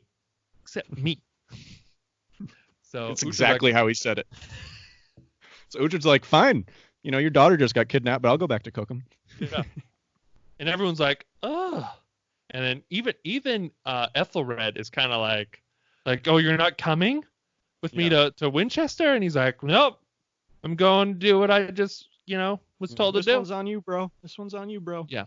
But like Finan, like when they set up for camp, he's like, so you're definitely going to do something to get Ethelfled. Like, we just know it, dude. We know you. Yeah. And he's like, maybe not. And he's like, all right, actually, Citric, you and another Dane, you're going to go to Beamfiat, where the other Danes are, and you're going to spy on them. And he always uses, like, Citric as his, like, Dane spy. Well, it's perfect because, Citric also still looks like a Dane because he is a Dane. He is a Dane. They all kind of dress like, even Finan kind of dresses like a Dane, I would say. Mm-hmm. But Finan doesn't look like a Dane. No, and he doesn't sound like one either. He doesn't sound like one. So it's easy for Citric to kind of fit right in. Yeah. When he goes to Beamfiat. And he's a great warrior too, but he doesn't have the same reputation as Uhtred does. Like if Uhtred went there, he'd be getting recognized.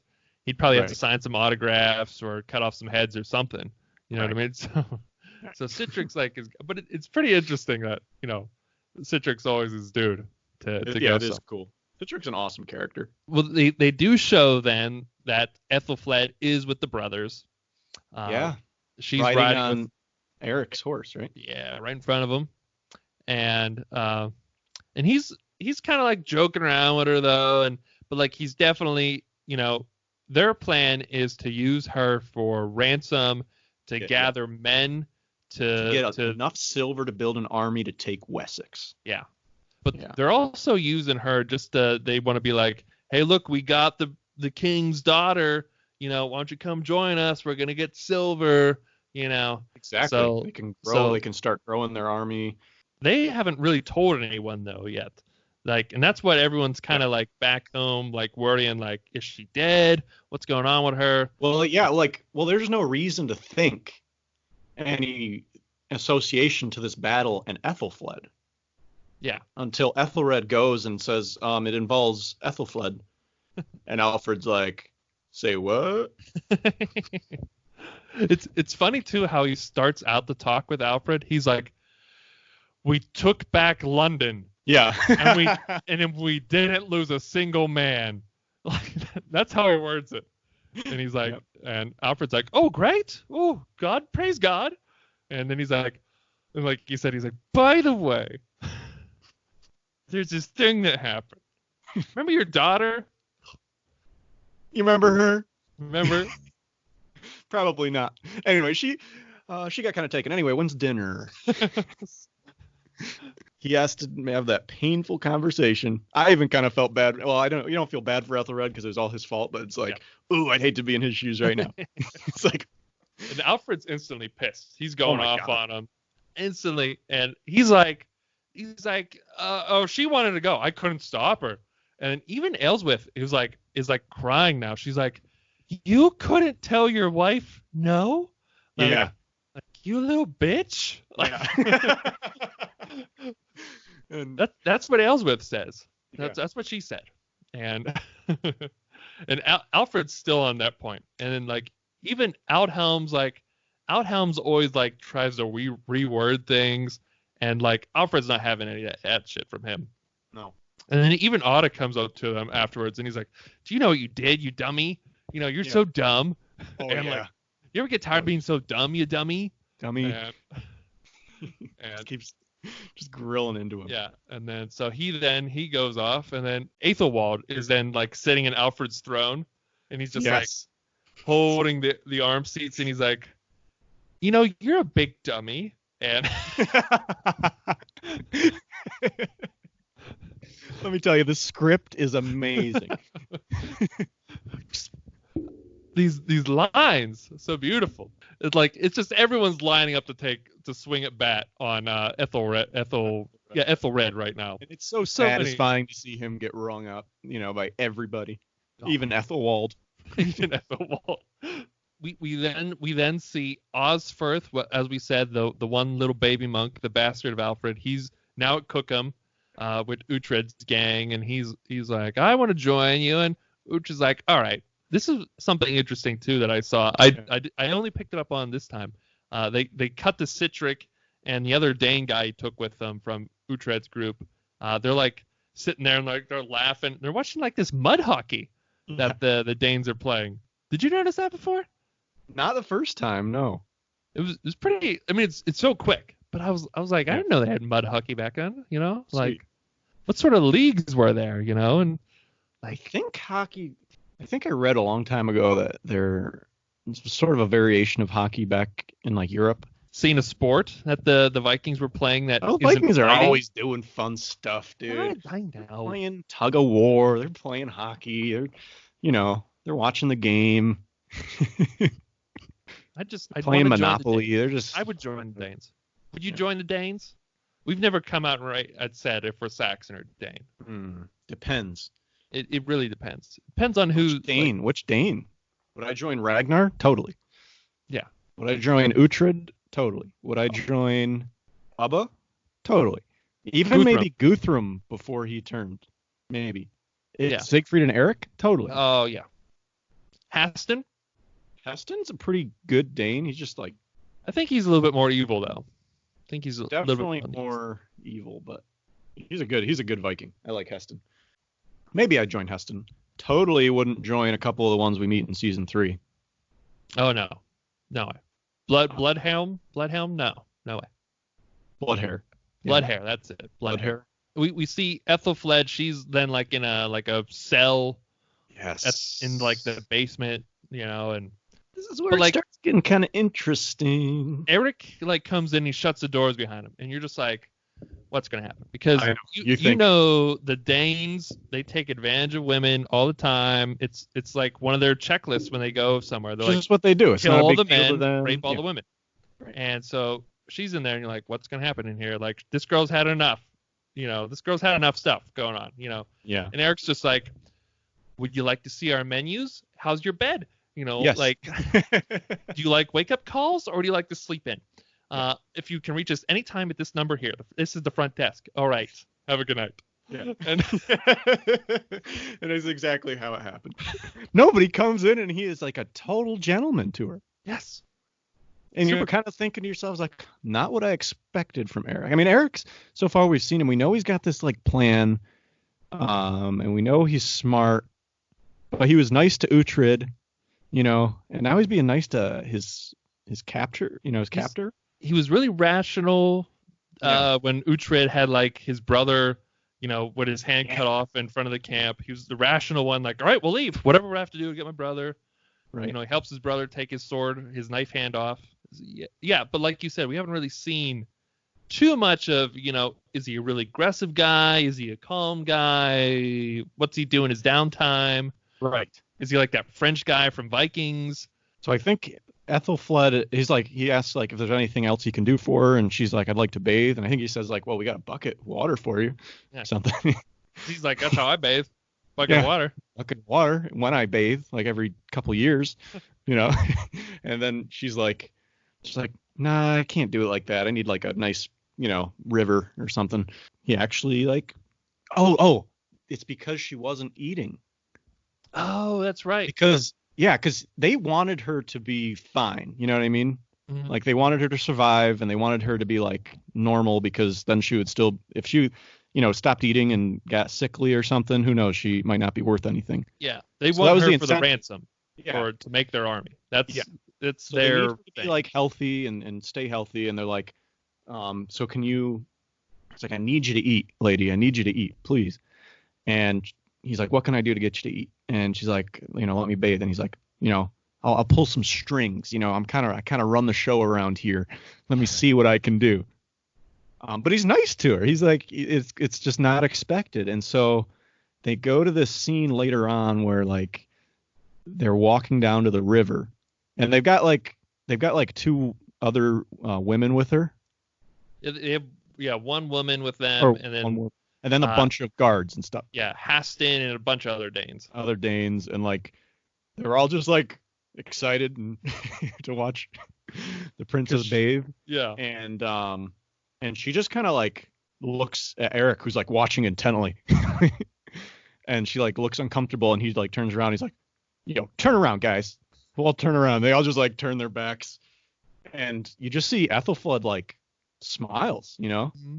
She's like, wow, like the Dane guys, like, what a gentleman. What a gentleman. Yeah. But Eric just like cannot help himself, and he just turns and he looks, yeah. And then Heston says something to Eric, and I think Eric keeps like covering himself. Like mm-hmm.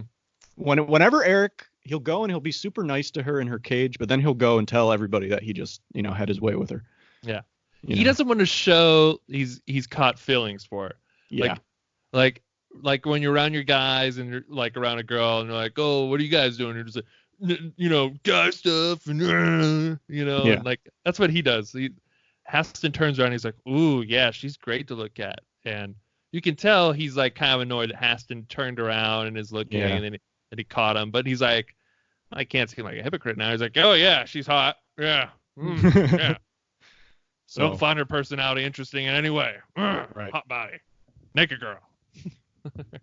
Exactly. Now we have the story on Eric and Ethelfled being nice to each other. At least we know right now, right? Yeah. Mm-hmm. And we see Ethelfled actually is starting to like sort of catch feelings or something for Eric, because he's doing these gentlemanly things that her husband wouldn't even do. Her husband wouldn't even do these things. And then we cut to Winchester, where Elswith, of all people, wants Uhtred to help save the daughter. She's desperate at this point. She's like distraught.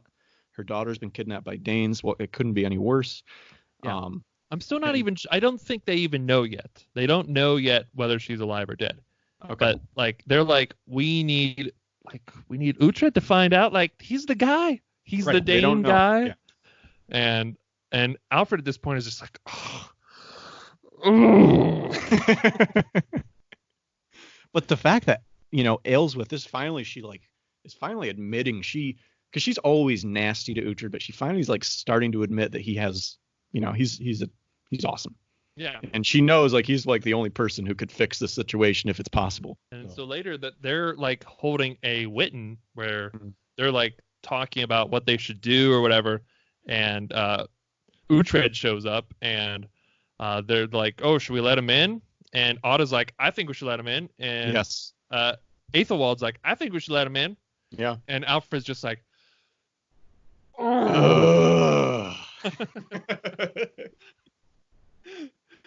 he's like, fine, let him in. And Uhtred comes in. He's like, so Citric, after he got done watching mud hockey, saw your daughter. She's alive. They're keeping her there. They're just trying to use her to get a lot of men going there. And Alfred's like, oh, God, thank God. And everyone's like, yeah, Uhtred, yeah, you're cool. And Ellsworth's just like, oh, thank God, Uhtred, you're the best. And praise everyone's him. like, God praise Uhtred, him. oh, praise him. Uhtred's like, so I think we should like go to the Danes then, offer a ransom and, see what we get. Aethelred is still like, no way. Uhtred's dumb. Don't listen to him. Listen to me. But everyone in the room's like, no, Uhtred. Yeah. And Alfred's just like, oh my God. Okay, fine. Oh, why are you so awesome? Stop being so awesome. And so hard to be mad at you when you're so awesome. I can't be so mad at you. Fine. They show then that they cut then to Haston. He breaks it into Ethelfled's room. Oof.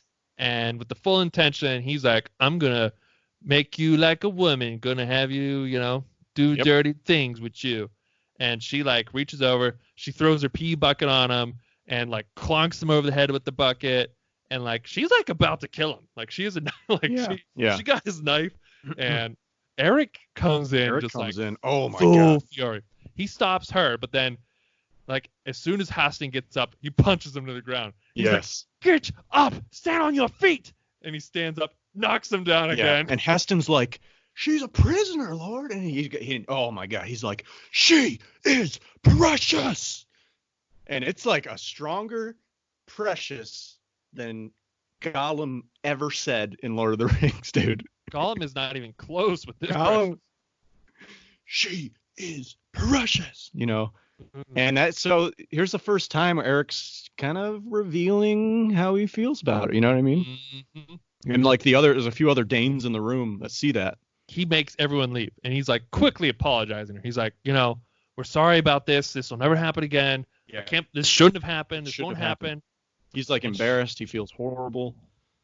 Yeah. And she's like, well, it's not the first time like a guy has been mean to me. And he's like what? What the heck? Oh man. And then they later cut to them like sitting on a hill, and it's unclear how long the time's been because remember it takes a while to get from town to town and things.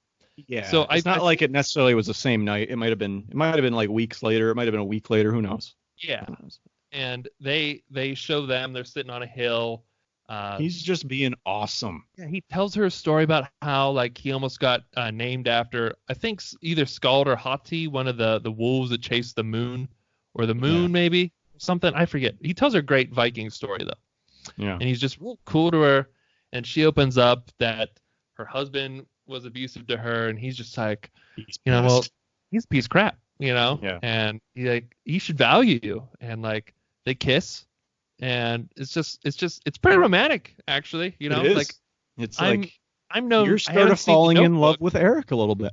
I fell in love with him. I fell in love with him. He's a nice guy. He's a great guy to have. He's like an awesome guy. Awesome guy. Ladies, if you want a guy, you want Eric. You want an Eric or an Uhtred. Yeah, you want Eric or an Uhtred, definitely. Uhtred's a little bit more likely to abandon you than Eric and your is, kids. Probably. And your kids. But great guy either way. Great guy.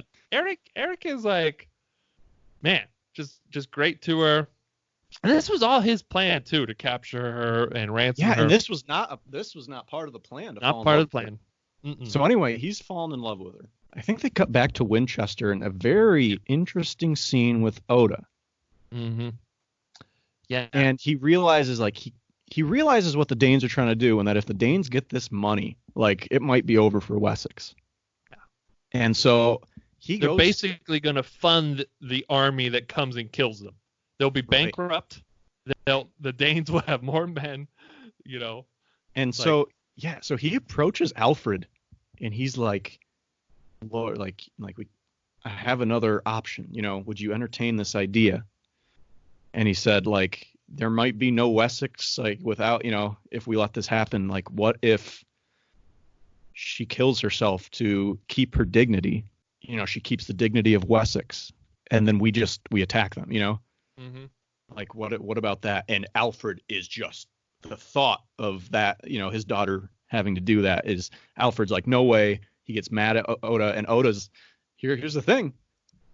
Oda is like, dude, I killed my own son for you, for my country. So like the least you could do is have your daughter, commit suicide for our country now. For our country, so like Oda's like already made that sacrifice. Yeah. Alfred's like not even an option for Alfred. He's like, no, we're not doing that. We're giving the money, getting my daughter back. Probably a real rational guy, but right in this instance, all he can think about is if we don't get the money, my daughter's going to be abused by the Vikings. And as a dad, like he cannot bear the thought. So little does he know that she's having like the best time of her life. Eric. She doesn't necessarily even want to leave. It was way worse than Mercia. It was way worse.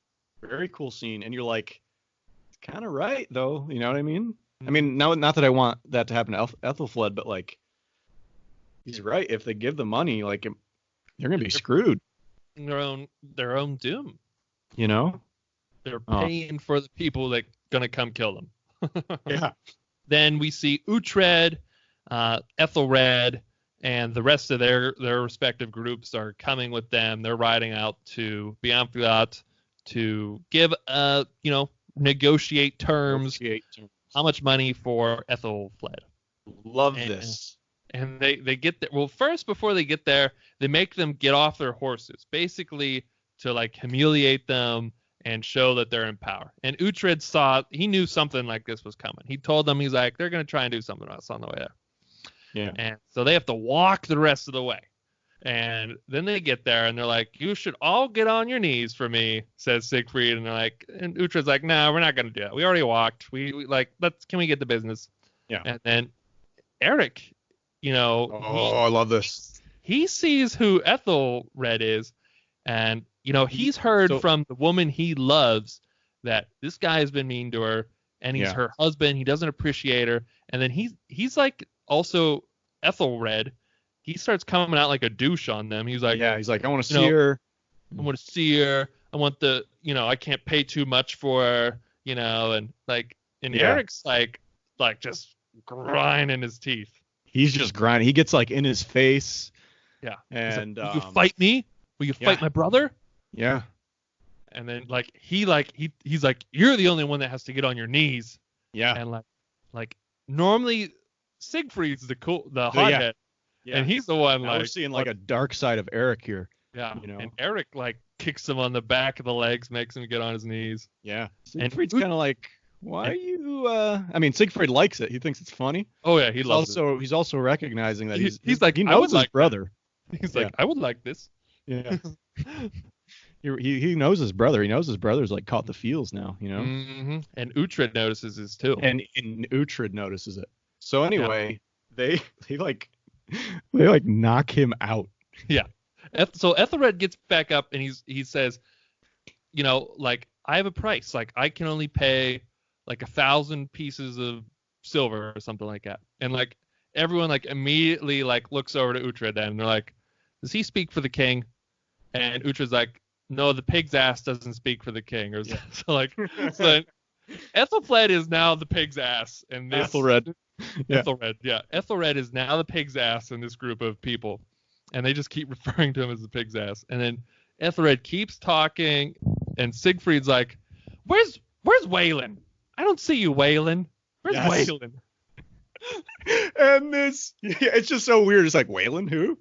Is Waylon here? Hello? Is Waylon? And I'm not even like exaggerating here. Like he's just like, he's honestly like, where is he? And I don't see him. Gigantic dude comes out. This guy makes Clappo look small. He comes out and he's like, oh, Waylon, there you are. And he's like, hit this man. Yeah. And like Ethelred's just like looking up like, what? And just last thing he sees, bam. Oh.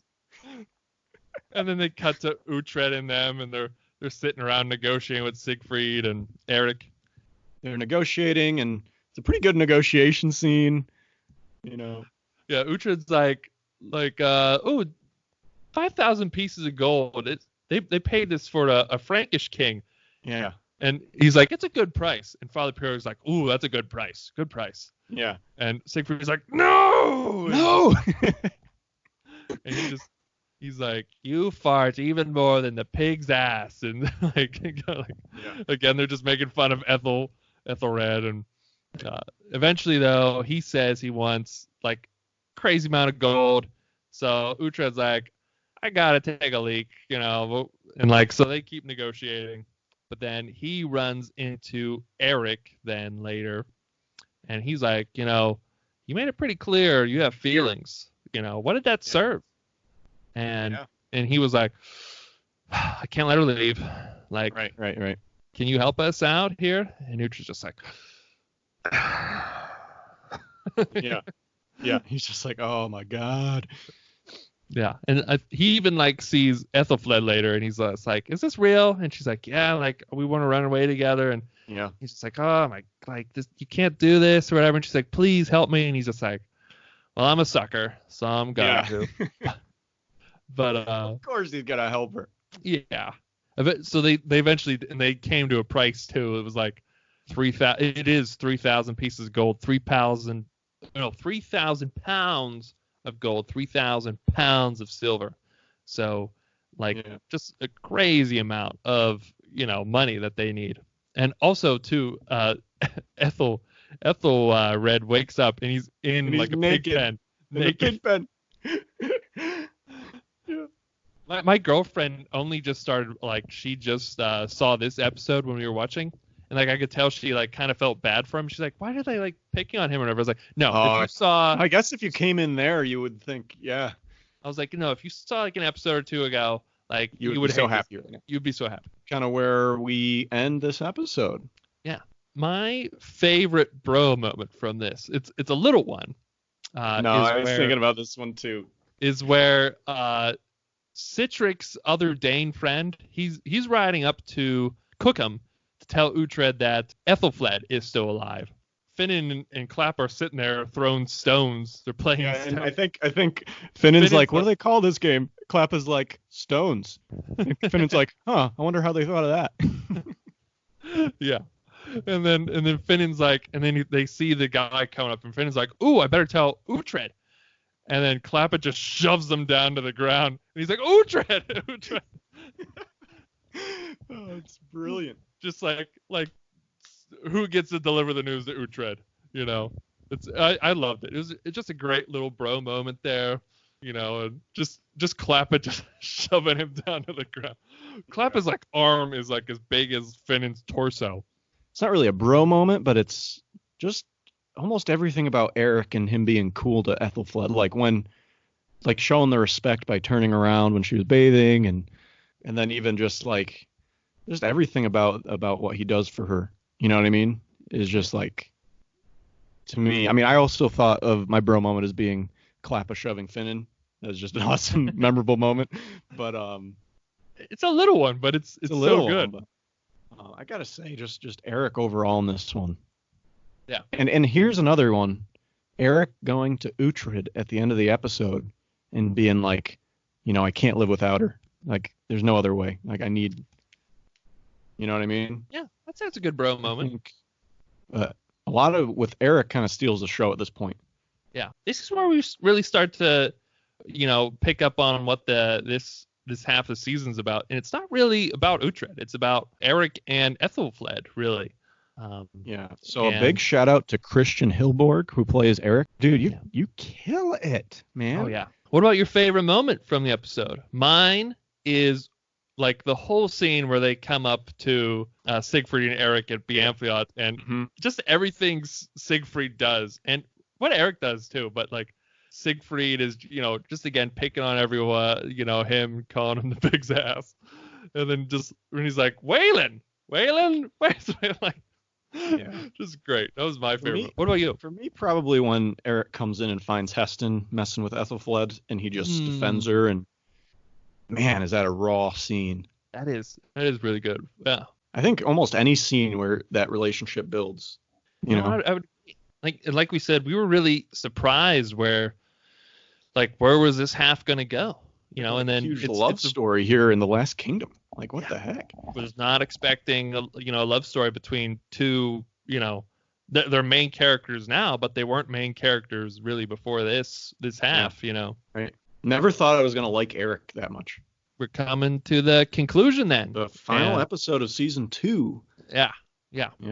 It starts out and it's really cool because it just ended with Uhtred hearing, that these two people love each other. Yeah. And that it's gonna throw off plans because Ethelfled she's supposed to, be in Winchester. She's not supposed to be out on the run. Right. With a Dane. And then it's going to be throwing off the ransom and everything. And it starts out with Father Purelig asking this question. He's like, so what makes a man loyal to his land? A peasant, why does he stay on his land? He plows the field. He loses 4 of his 5 kids. He barely makes anything. Why does he stay? And, everyone just has no idea. They're all saying dumb answers like money or sticks or and Otto's first it's love. And Father Purelig's like, oh my God, shut up. But that's right. It's a really cool opening, and Uhtred's just reflecting on that, and he's like, that's pretty relevant. He's like, you just see. So then they get back to Winchester, and Uhtred and the group, they tell Alfred the price, and they're like, it's 3,000 pounds. Yeah. It's 3,000 pounds, not pieces. Pounds of gold, 3,000 pounds of silver, 6,000 pounds of currency. Alfred's like, this is about the dignity of Wessex, because if we don't pay, they're gonna, take her out to every Danish kingdom, and they're gonna embarrass her, do despicable things to her, do their Dane things to her. Yeah. And this will be the only thing people remember about Wessex. Right. And they won't remember that I was trying to build England. They won't remember the battle at Ethelton. They're not going to remember any of it. They're going to remember that. Right. But Otto's again, he's like, I don't think it's a good idea. And then later he comes in, and they show then they're collecting money from all the townspeople. They're all paying their fee for this to happen. Otto comes in with a man to Alfred when he's calculating or writing something down, keeping record, I don't know. And he's like, here's this guy here. He lost his brother at the Battle of Effington. He just lost some of his family members from Vikings that were being raided, and now he has to pay all this money to get someone back. And then when the Danes invade, we're going to ask him to be in the army, and he's probably going to die. Do you see the big picture here? And Alfred again is just I can't keep doing this. And like you said, Otto, he's just well, I killed my son, so exactly.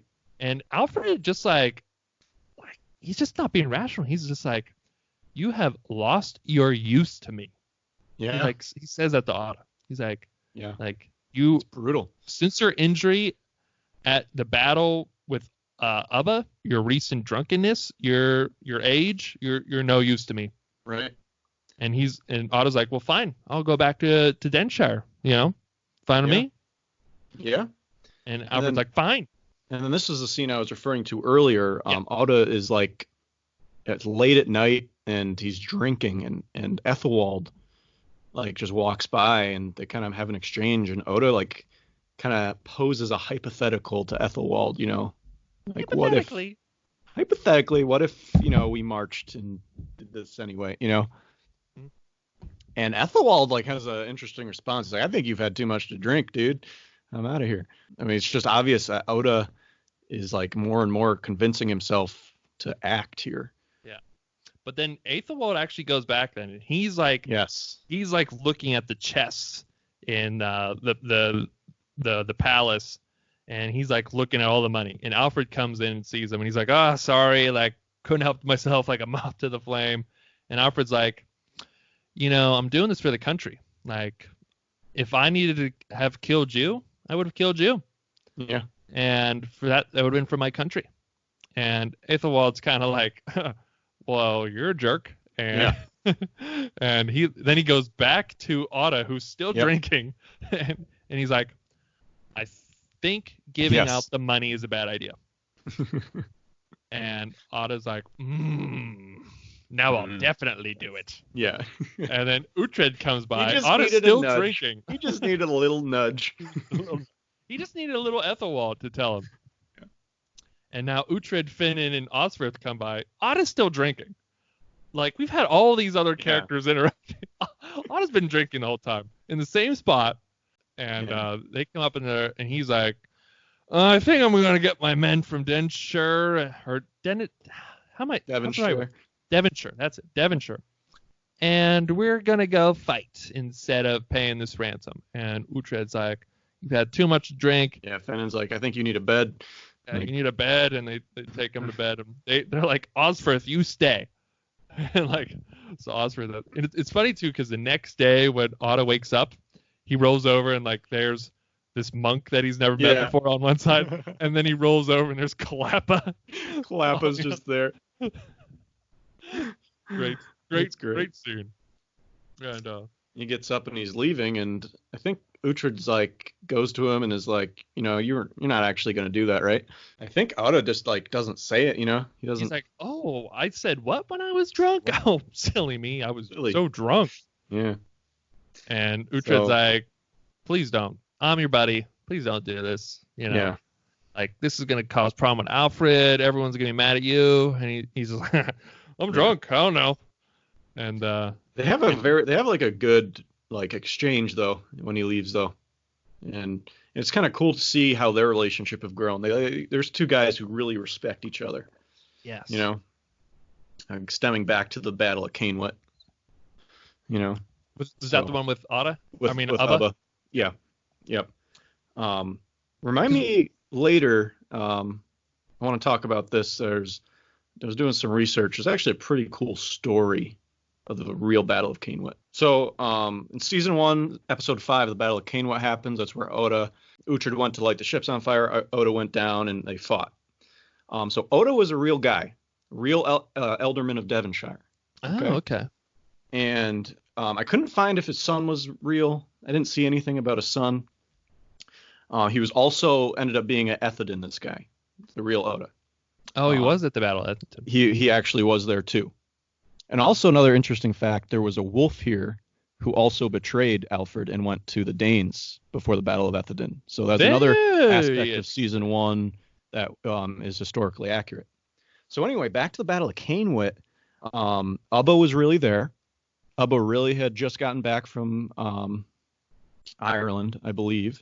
And Ubba was really the descendant, I think the son of Ragnar Lothbrok. So the story goes that Oda was really up on the hill.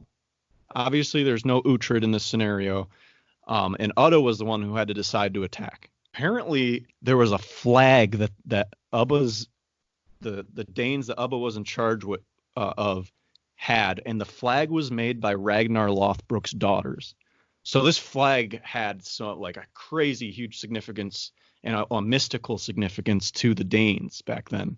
Yeah. And apparently, as the legend goes, they would put that flag up on the day of a battle, and it would tell them if it fluttered in the wind, it meant they would be victorious that day. And if it hung low and it wasn't going, that means they would lose that battle. And so, there's all this like mysticism that the fact that the daughters of Ragnar Lothbrok, who by the way is the main character in the show Vikings on history, a real character in history, a real person, the flag was waving that day, and that's when Oda decided he needed to act and charge, because actually the Danes were just going to cut them off and let them starve up on the hill. And so Oda realized that he needed to act, and he went down and he was victorious at Cainwhit. Did Ubba really die because the did not see if Ubba really died there, but yeah, so he charged and he caught the Danes off guard, and they won the battle. I thought it was just interesting, and I thought this would be a good time to talk about it because we're talking a big episode. Oda plays a big part in episode 8 here. Yeah, big part. And so going forward, talking about it, it's just interesting. He was a real person. Obviously the story with Eric and Siegfried is a fictional one. Mm-hmm. So what he does in this episode probably didn't happen in real life, or I don't, who knows if something similar happened. We don't know. As far as some of the things we've seen him previously do, there's some historical accuracy to it. Very cool. Very cool. Yeah. I thought it was kind of a cool story with a flag made by the daughters of Ragnar Lothbrok. Yeah. And to see Ragnar Lothbrok was like a god to those people. Oh yeah. He had a lot of significance to them. I mean. So anyway, we go back to the Last Kingdom, and Oda there, he leaves Uhtred. Father Pureleg goes with him too. He's like he's basically acting as a spy for Alfred. So Oda then he's riding out, and he's told everyone, I'm not gonna do anything, and then he pulls up, and like there's just a bunch of guys marching. He's doing it. And like they're already ready. And Father Pureleg's like, come on, don't do this. And Oda's like, you're gonna get off your horse, and you can either march with me or march back to Alfred. And so he makes Father Pureleg walk all the way back, and he's going. I mean, Oda's doing it. Oda's making stuff happen. He's not letting. And he's doing it for Wessex. Exactly. Because he believed that's the only way to save his country. Love of Wessex, even though he has to betray Alfred. So this is that love we were talking about earlier, man. The love for your country and the love for Wessex. And Oda, just an absolute perfect example of that love. So here's where the love and betrayal plays in. He does betray Alfred and what Alfred wanted him to do. But again, it was for that love of his country, and he knew this was the only way, I think at this point, the momentum of the episode is just like unstoppable. Like, it's an hour-long episode, but like it just feels like as soon as like Oda's like starts to act, I mean it's on. And and another thing too they show is, I thought it was a really cool scene, was where Eric is with Ethelflaed, and they're writing a little letter to Uhtred about their plan. Their plan is to sneak around at night, meet at a boat. Uhtred will take care of like the 10 guards that are there or something. No problem. And then they'll that's how Uhtred will help them out. And it was really cool too when she was writing the note. Eric was like, Uhtred can read? He like you can see in his head, like he's always seen like Uhtred as like one of them, like another Viking warrior. And it was really cool. First of all, that eventually she's like, well, I'll help you read, when we're out. She's like, I'll teach you. But it was really cool just to see that like he was like, Uhtred can read? Like this dude's perfect. Gisela basically convinces Uhtred too that he should probably help her out, and he that's the way he is. So Uhtred, he decides to, and he takes his guys, and they go out and they wait by the docks then. But before that happens, the Danes start to wise up to how Eric has been with Ethelflaed. Haston starts, mentioning things to people. He's like, if he marries her and she stays here willingly, they're not going to pay a ransom. And everyone's like, well, that's the money we want. And there's a scene where Siegfried actually goes is talking with Eric, like they're by themselves having a meal, and Siegfried just like starts kind of like asking him these kind of prying, like kind of secretly prying questions about her, like how does she ride, and stuff like that. And he's like, oh, maybe I should go to take my turn. And then like, he can tell Eric's getting uncomfortable with it. He's like, oh, you wouldn't like it. She's bad. Yeah, you wouldn't like it. No, you wouldn't like it. And this is kind of his way to really see if his brother's like falling in love. So Eric comes back then. I think I forget what he was doing, but he comes back. She's not in a room. He comes out, and she's now in like a cage, suspended in the main hall. And Siegfried is like, this is our gold and silver. This is every man's pay. Everyone needs to guard her with their life. Everyone gets to see her. You can just see Eric so mad. Oh yeah. So now his plan of meeting down the boats is not gonna work. Yeah. And then also too, he's checking out the boats, and like they've got like no one down there wants to help him get the boats ready. And then eventually too, they send more guards down. And Eric is just like, oh man, how's this gonna work? And Uhtred, when he gets there later, he sees like, all right, there's way more than 10 guys at the docks. Yeah. So they wait till night, And pretty cool scene here. They do some like Navy SEAL stuff here again. Yeah, it's classic Navy SEAL training, that they were doing earlier, and now they're putting it into action.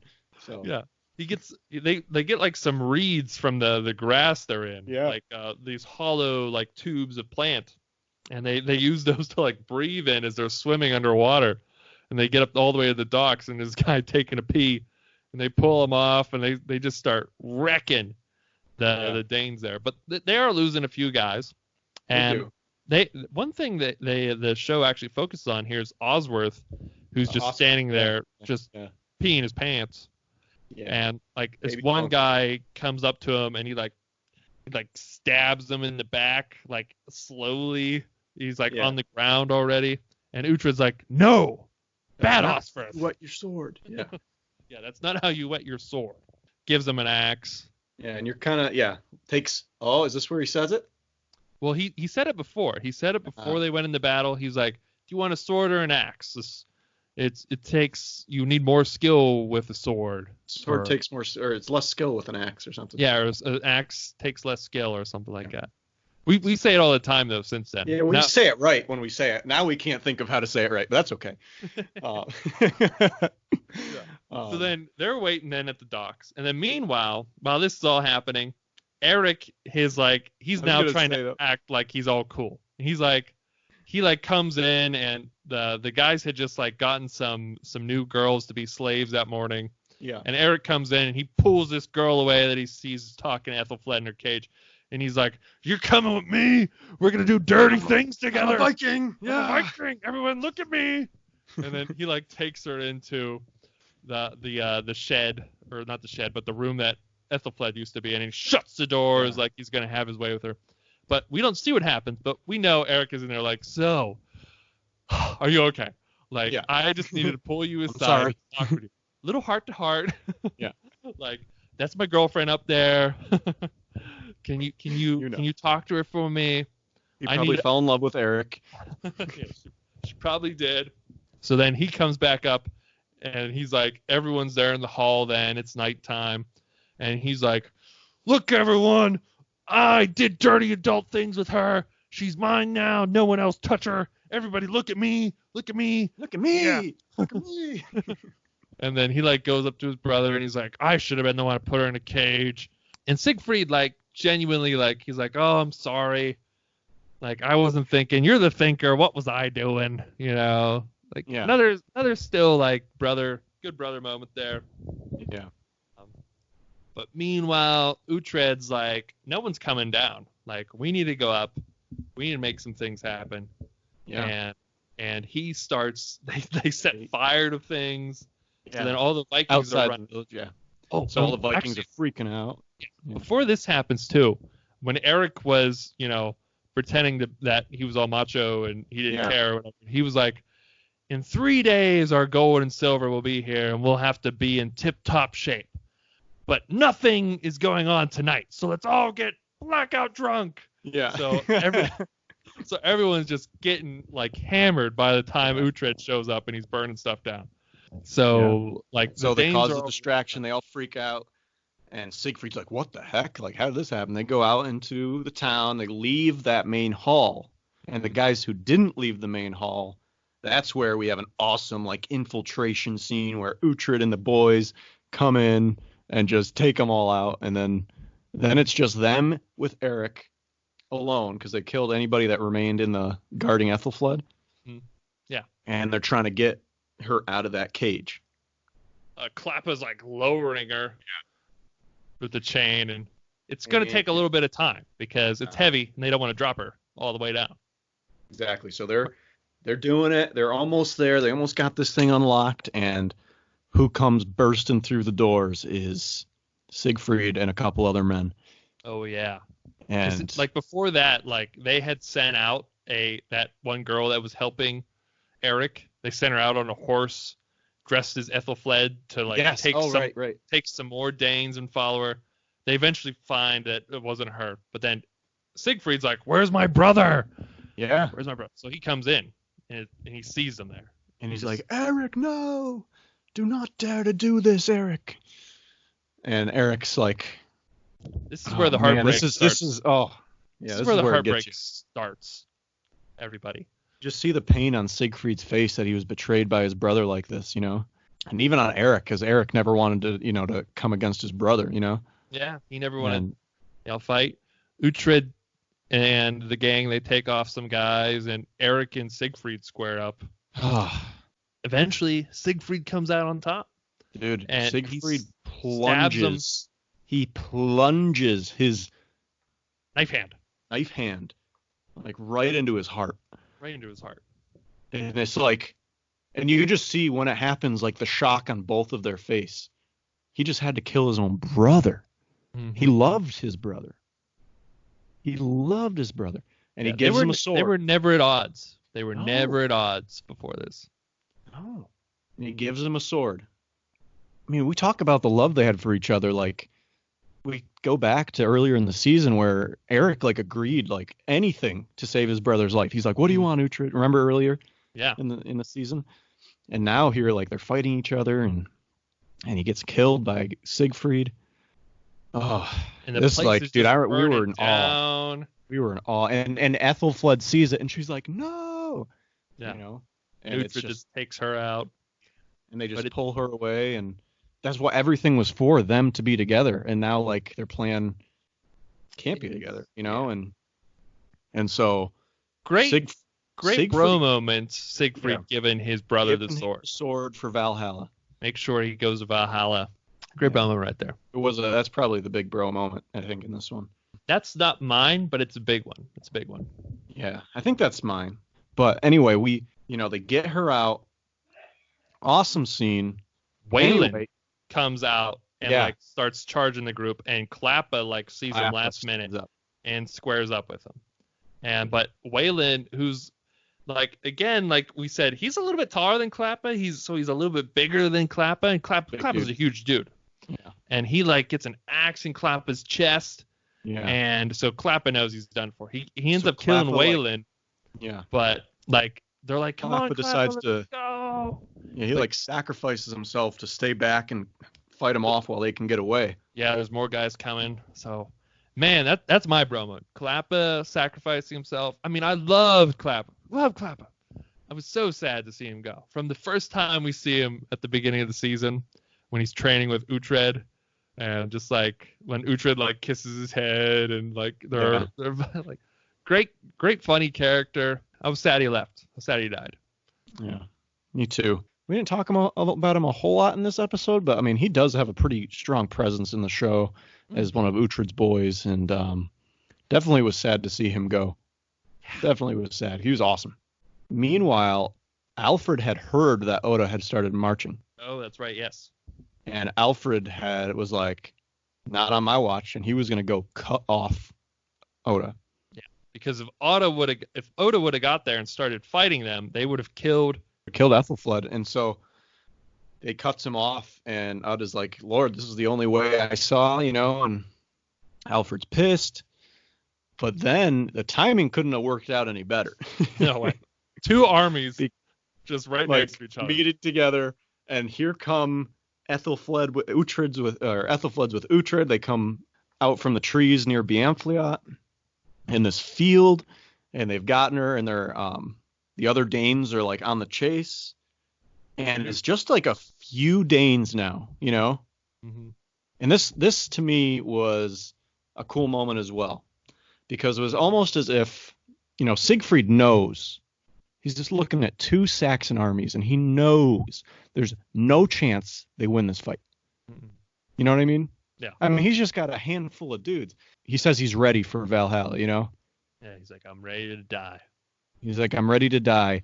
And to me, I kind of saw this as, his life isn't that significant without his brother. He's always had his brother.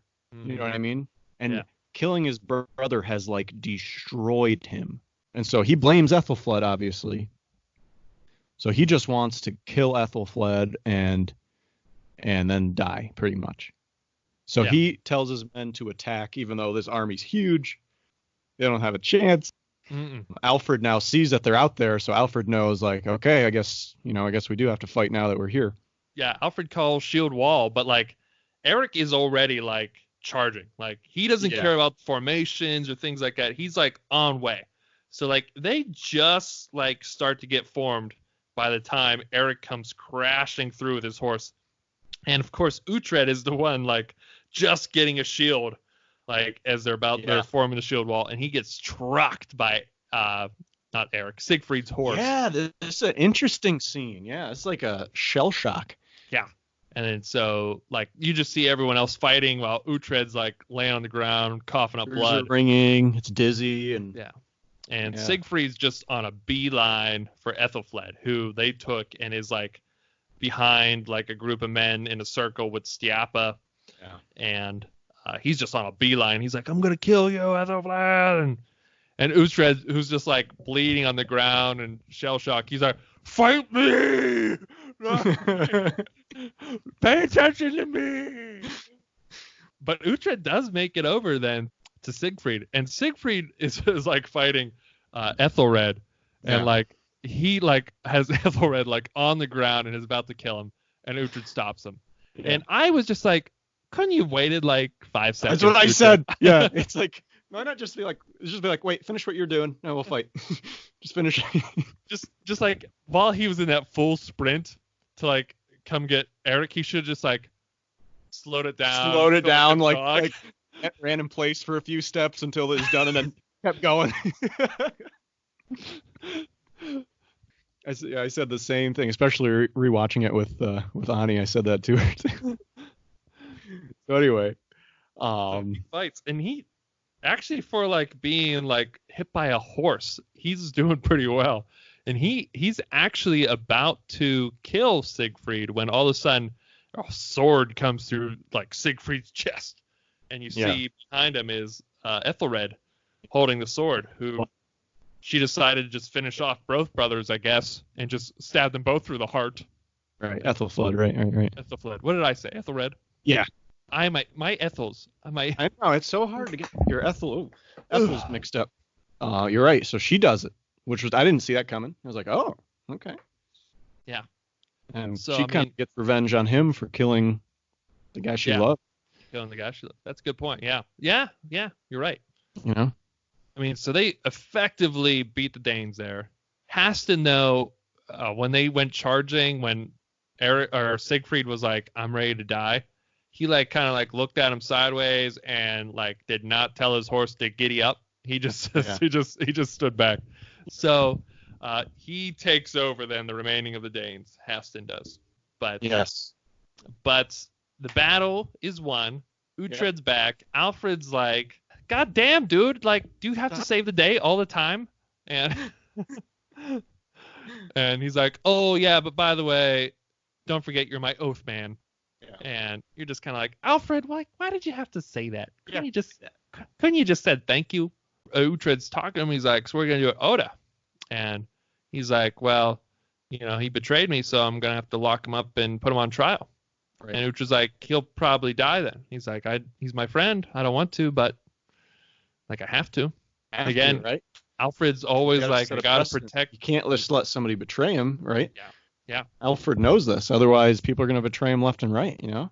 Aethelwald comes to Oda in his cell. He gives them a knife. So, because probably they wouldn't just kill him outright. Back then, they like to kill people by pulling their guts out and stringing them between horses and things like that. Yeah. So, like, this is kind of like a mercy kind of thing. And also, I think to just kind of give him his dignity, too. Yeah. Give him some dignity, so he's not out in public being killed. And Oda kills himself. So I mean, like, we've just been losing dudes left and right here. I mean, So I mean, at the end of season 2, we've lost Hallig, Siegfried and Eric, Klappa. Yeah, awesome Oda. Characters. But I mean, I thought it was kind of symbolic or ironic or something that, you know, Oda killed his son with a knife. I don't know if you remember. So I don't know if that was something they were trying to do there, that he was killing himself with a knife, right? Or what? But I thought it was pretty interesting. So a great character, Oda. Yeah, great character, great job on the actor's part. Simon Coons, who killed it. Yeah, Simon Coons. He's in an episode of Sherlock, or a couple episodes of Sherlock. I think I remember seeing that when we were watching Sherlock after Played last one of week. like the government people that like Mycroft dealt with. Mm. He didn't have a beard or anything, so he looked a little different. He looked a little skinnier, but it's definitely him. I thought it was kind of interesting. So, Cool. I mean, he killed it. I mean, like we said, everyone killed it. yeah. But, I think he had more to work with this second half than Yeah. definitely the first half. A lot of the Wessex people didn't have a lot to do the first half, but he really killed it. It's really sad because, I mean, he was just trying to do his best for his country. Also, Aethelflaed comes up to Uhtred, and she's like, I still have a little bit of Eric with me left over. in my belly. And Uhtred's just again, like... the script is amazing. I mean, in my belly. In my belly. Yeah. And Uhtred's like, what? And she's like, yeah, so if my husband catches on like you just caught on, you know? Yeah. Like, could you like help out? And Uhtred's like, fine. Fine. Like, why do I have to be so awesome all the time? Uhtred just wraps it up, telling what's all going on, and yeah, that he still plans on going to Bebbanburg, that his heart is still Dane. Yeah. And Heston is gonna kind of he's gonna be around next season. It looks like he's taking over, taking a more prominent role for the Danes. And the final words of the season: Destiny is all. So there's season 2. Crazy. So much. Yeah. What's your best bro moment? I think you said was when he gives him the sword. Yeah, gives him the sword. Yeah. Great. Valhalla, my brother. You know, like mine is Klappa, his sacrifice. I mean, just man, and you could just tell like Finan, Uhtred, everyone. They were just like so like devastated when they realized it was just like, oh my god, like so many like heart-wrenching things were happening in a row. No. It's like, boom, Eric's dead. His brother killed him.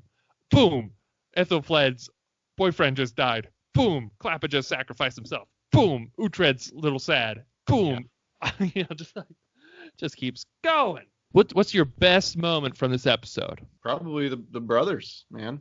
It's such an incredible moment.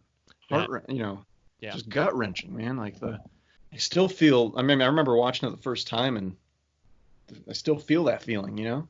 I still feel it. Yeah.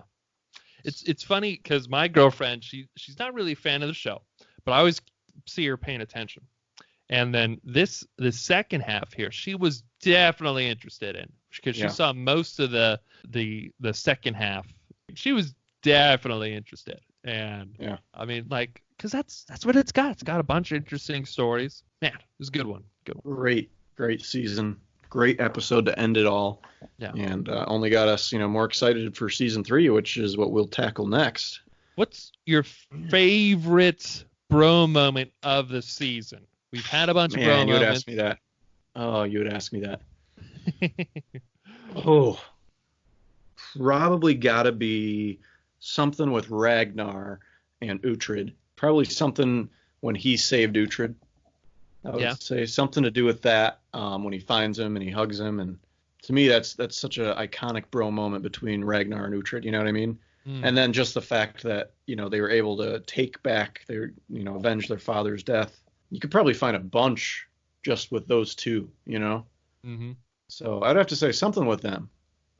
Maybe when he saved him from slavery, maybe after they beat Kjartan. What about you?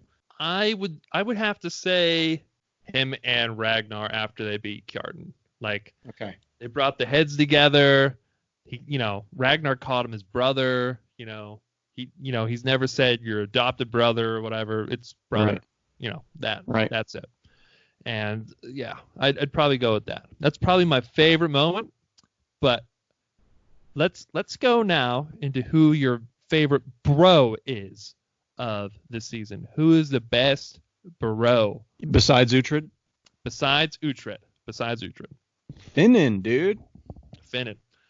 You know what? I probably would have said Finan before this, before I watched it again. But again, watching it this time, I was paying more attention to Bjaka. I just felt like every Bjaka moment was just like no matter like how small, it is in the plot, Right. it is always so heartfelt and well acted. I'm gonna have to go Bianca is Choice. my Choice. top bro of season 2. Choice. And favorite moment from the whole season is probably beating Kjartan. And Mine's probably more toward the interaction between Siegfried and Eric at the end. That's probably mine. I mean, it's a tough one. It's all good. It's all good. It's all good. Oh man. That's all of season 2 then. We're going to tackle season 3 like you were saying. But so that's season 2. Hopefully you know what the heck is going on then, and you know who's who, and you got all your Ethels and Athels straight now, everybody. If you don't, keep up with the Screen Chronicles. Watch our season 1. We've got that out. Watch our first half of season 2. First half season 2. And check out. We'll pay attention. We're going to have season 3 out soon too. And before you know it, we'll be talking season 4. Yeah. And, follow us on Instagram. And we're at the Screen Chronicles. And like us on Facebook. Follow us on YouTube. We're at the Screen Chronicles there as well. And then actually on Instagram, we're the Screen Chronicles _. Yeah. But I like our page because we share a lot of other interesting facts. We do polls, and we also we'll do a lot of recommendations for other things you should be watching, especially if you like The Last Kingdom. We have some good recommendations on some other shows you would also like. So check it out. And you can find us on any podcast station too. Just The Screen Chronicles. Yes, The Screen Chronicles. You're Colby. I'm Steve. We want Alexander Draymond on the show. We want you on the show, man. We want you on the show. Destiny is all. Oh. That was good.